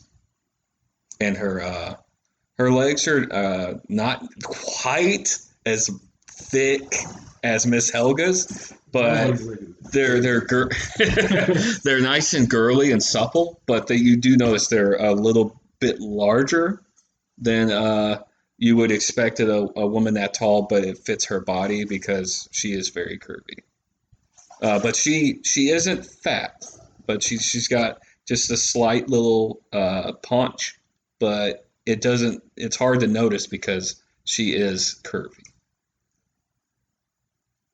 And she says, I heard you need company. Yes, ma'am. My name is Jeff. Nice to meet you, and nice to meet you. Oh, ready are we? I see. I guess you like what you see. And then she proceeds to undress and roll for performance. No, you don't have to do that. You want to? Okay, now just keep in mind, I can be nice, but if you roll a 1. Roll. You want to do it? Okay, so now it's up to you. Are you going to be? What is this session going to be like? Are you just going to be trying to just show her what experience means? Mm-hmm. Okay, so we're going with Dex stamina.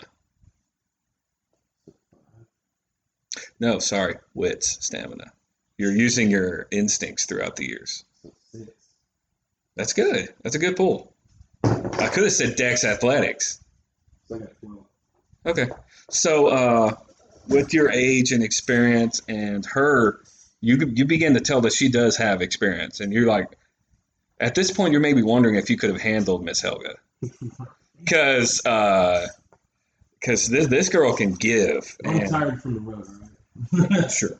And she don't drain you quickly, but it's definitely a unique experience. I'm not sure if your character's ever slept with a Native American. Most likely, guys slept with Native Americans more than black girls back then. But this is a nice treat. I need to write that down. Nice treat. She's got Hershey Kiss nipples. No, I'll say Thanalise. Thanos. Yeah, so after about an hour you do hear a knock on the door. Y'all aren't finished yet, but he did say the bath time is an hour, unless people don't knock, and then you can keep going. But you can enjoy the tub. I mean, and whatever. There's a line building up. Huh? I said there's a line building up, I'm guessing. Oh, he's got people. I'm sure that the girls clean it and he cleans it. But when you looked at it, it was nice. I mean, there's a lot of money made at this place just with that. And you hear the knock on the door says, you hear it as Tom, and he's like, yeah, he goes, I have Customer waiting. yeah, there's a customer waiting, and I figured if you we have one meal left. Someone didn't eat it. They passed out before they could pay. But it's hot potato, bread, and chicken. But we're gonna need you to leave. Vacate the room. Yeah, and y'all can continue this in your room, and we can bring the food nearby if you're interested. But I am going to need that 25 cents. That's for the meal. Yeah. Okay, and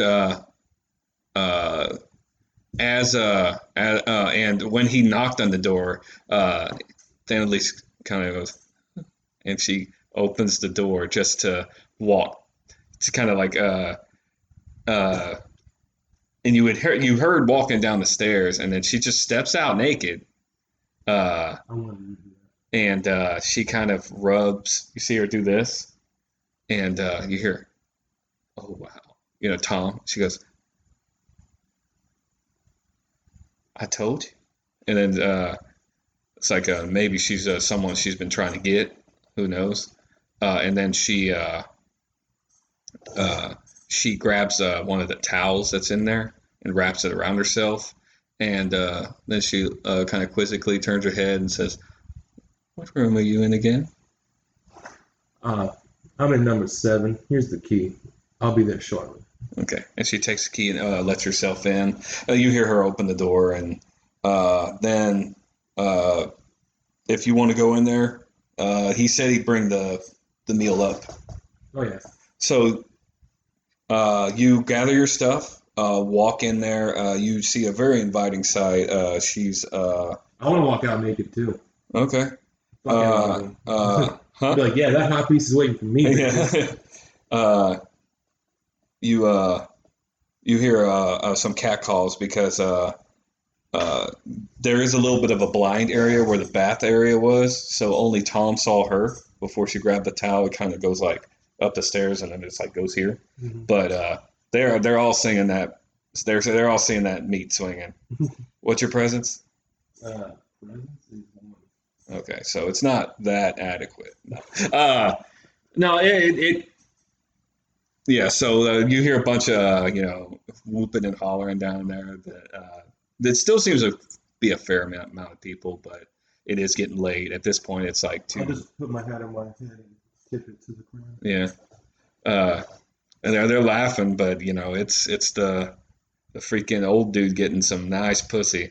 You go, you open the door and you see that she's just laying there, and you don't know where she got that hat from, but she's wearing a cowboy hat on top, and it's not yours. Mm-hmm. And you laugh, and then you go in there, and then not after y'all do some stuff, you hear a knock on the door.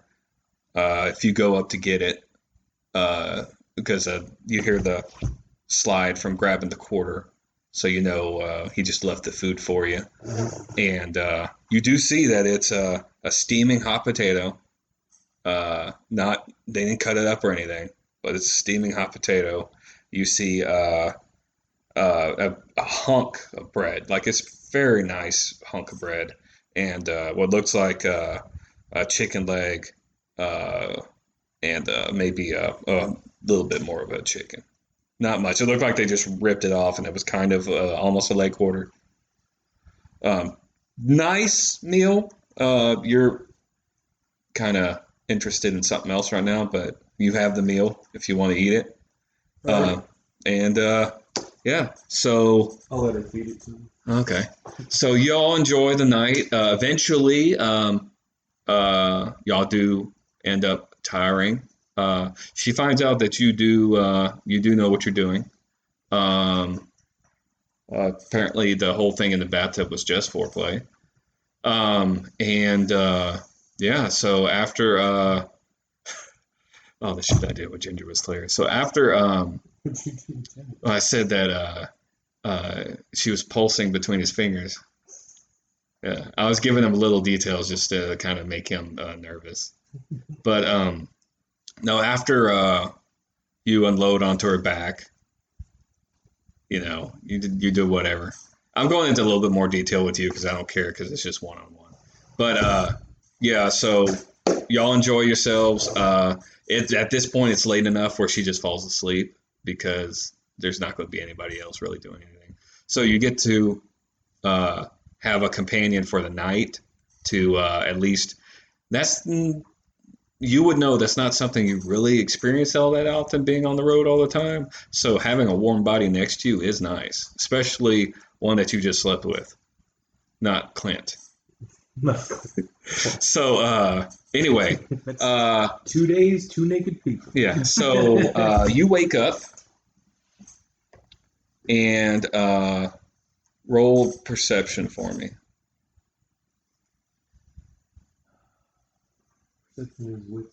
Composure. Damn, I rolled a 1. Okay, so all you barely hear the rooster crow, but it seems like Thanalise does because she kind of stretches and that wakes you up. And so yeah, so we finished. We kind of almost got you caught up to them, and so I'm going to end this with a little just end the game real quick, but there's going to be a little bit of deliberation afterward. So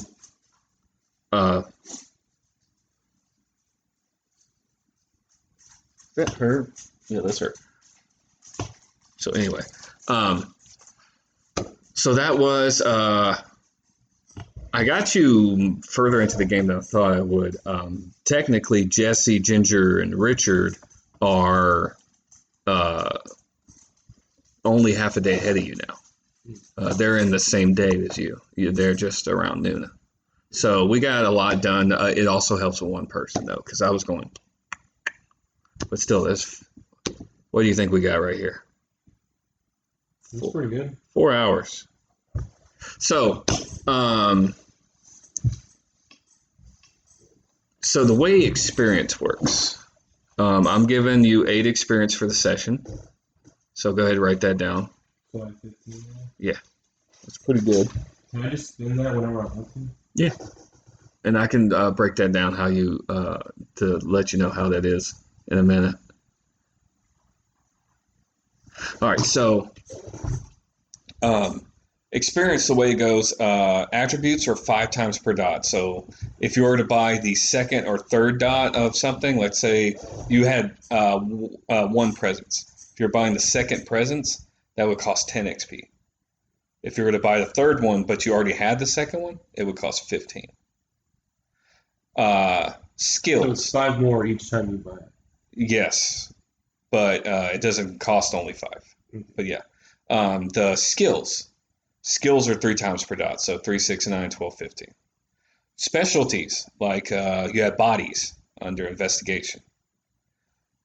If you were to add another specialty onto any of those skills, it costs 3 XP. But that's it. Because those are circumstantial. Like, you could investigate, but maybe you're not investigating bodies. Maybe you're investigating something else. Mm-hmm. So, that's why they only cost... 3? Yes, that's why they only cost 3. Merits are 2 times per dot. So those are 2, 4, 6, 8, 10. Oh, okay. Yeah. there is a shit ton of merits, as you saw when you were looking through the big thing that I was showing you. That goal, the goal you have, like the short-term goal, it was to, what was it? To, yeah, to make a gang or something. Oh, yeah, make a gang. If and when you complete that, because it's not 100% that you complete those goals, that is worth 5 XP. Now, that could happen organically. It could be something that you're actually actively searching for. So anyway, so we got through quite a bit with you because unlike the other ones, I decided to do a treat for you and had you play out a day on the plains. They did not do that. They were all in town. So you got something special, which was cool. Plus, we had a little bit more of a... Did somebody else have a horse? Jesse. Is he the only one? Yeah. I've got 2 horses. Yeah. And you had 3. I had 3. I was like, I'm not spending any money on upkeep. Yeah, you did pretty good on money as far as like doing that, for sure. You got to play on the plains. I kind of did a beginner session for you. I mean, it's... Yeah, although there was some nice stuff in there that that was supposed to be in there. But I got you your stuff you wanted, but giving you just kind of kind of throw you into a situation to see how you played it out. And I thought it was interesting you were talking instead of just like, no, I just pulled my gun. I liked that you were trying to suss out the situation, to try to figure out what was going on, see what would be best for you to do. It's that old man brain. Yeah, and went into town. You kind of got to see a incestual fight, or to break the end of one. You got to see. I kind of I didn't tell them this because Justin did his afterward. Did they notice the scarecrow? Or no? No. No. Oh wow. That was something I just threw in for you. Yes. I could have investigated. I was like, I guess it would be. It was right when you were walking into the saloon. Yeah. So who knows? Come back. And you were the only one because you asked. There's a few things I'm doing. Yeah, there's a few things I'm doing in town. There's some things that I know specifically aren't there, and there's others that I have like leaving open. Butcher shop, no one asked. There's a butcher shop now, and I know exactly where it is. But yeah. So, and you got to see the saloon, and it's you actually spent for a woman, so I actually got to. No, I could have. Well, no. What I'm saying is, Ginger charmed he charmed a girl on the street, who was being hit on by the guy who hit on her, hit on him. I mean, or him, her. Yeah. Anyway, so yeah, you got to meet the woman who's in charge of the girls, the one that Tom mentioned. And you got to meet one of the girls, both of which I just pulled out of my ass, and got to spend some time with them. I was kind of hoping I'd get you. Huh? Pat myself. I'm leaving that open for you. I'm just saying. All she said was, "I'm not. Yeah. I'm working." So I didn't have her shut you down, mainly because just you are a tall-ish. Older guy, and I made her near your age, and she's already retired, so who knows? And she has no qualms about having you sleep with one of her women, and then she said something about a date, so you could pursue that and see if it succeeds. Now, like with Ginger, I'm not going to just give you all the answers to try and woo them. You know, I want you to try and do it organically. not saying that's like, oh, A, B, C, D. You know, you, as long as you don't just like say, hey, bitch, who knows? You might be able to get her. Come here, slut. Yeah. So, anyway, and then there was that weird thing. They found a body in an outhouse, and you investigated it. The only other person that saw that was you may have saw them there. Mm-hmm. So is his character the redhead or the other one? The other one. The redhead was just his hot piece that he managed to actually snag. I gave him that because it's like she was interested in him because his character is tall for a woman and tomboyish and kind of has like those rounded shoulders and stuff, where she looked like, basically it looks more like a farm girl instead of like just a town girl. So she would be one of the more likely a girl that's another girl would be like, oh, hey. So you said these, how much are these? The skills are 3 times per dot. The specialties are just 3 XP. The ones that are like, for bodies and stuff like that. So if I wanted that last on firearms, I could spend all my XP in them. So it's tempting. It is. Yes. What did you what did you think? The setting, what I threw at you, your first time playing, at least in a long time. Oh man, it was a good setup.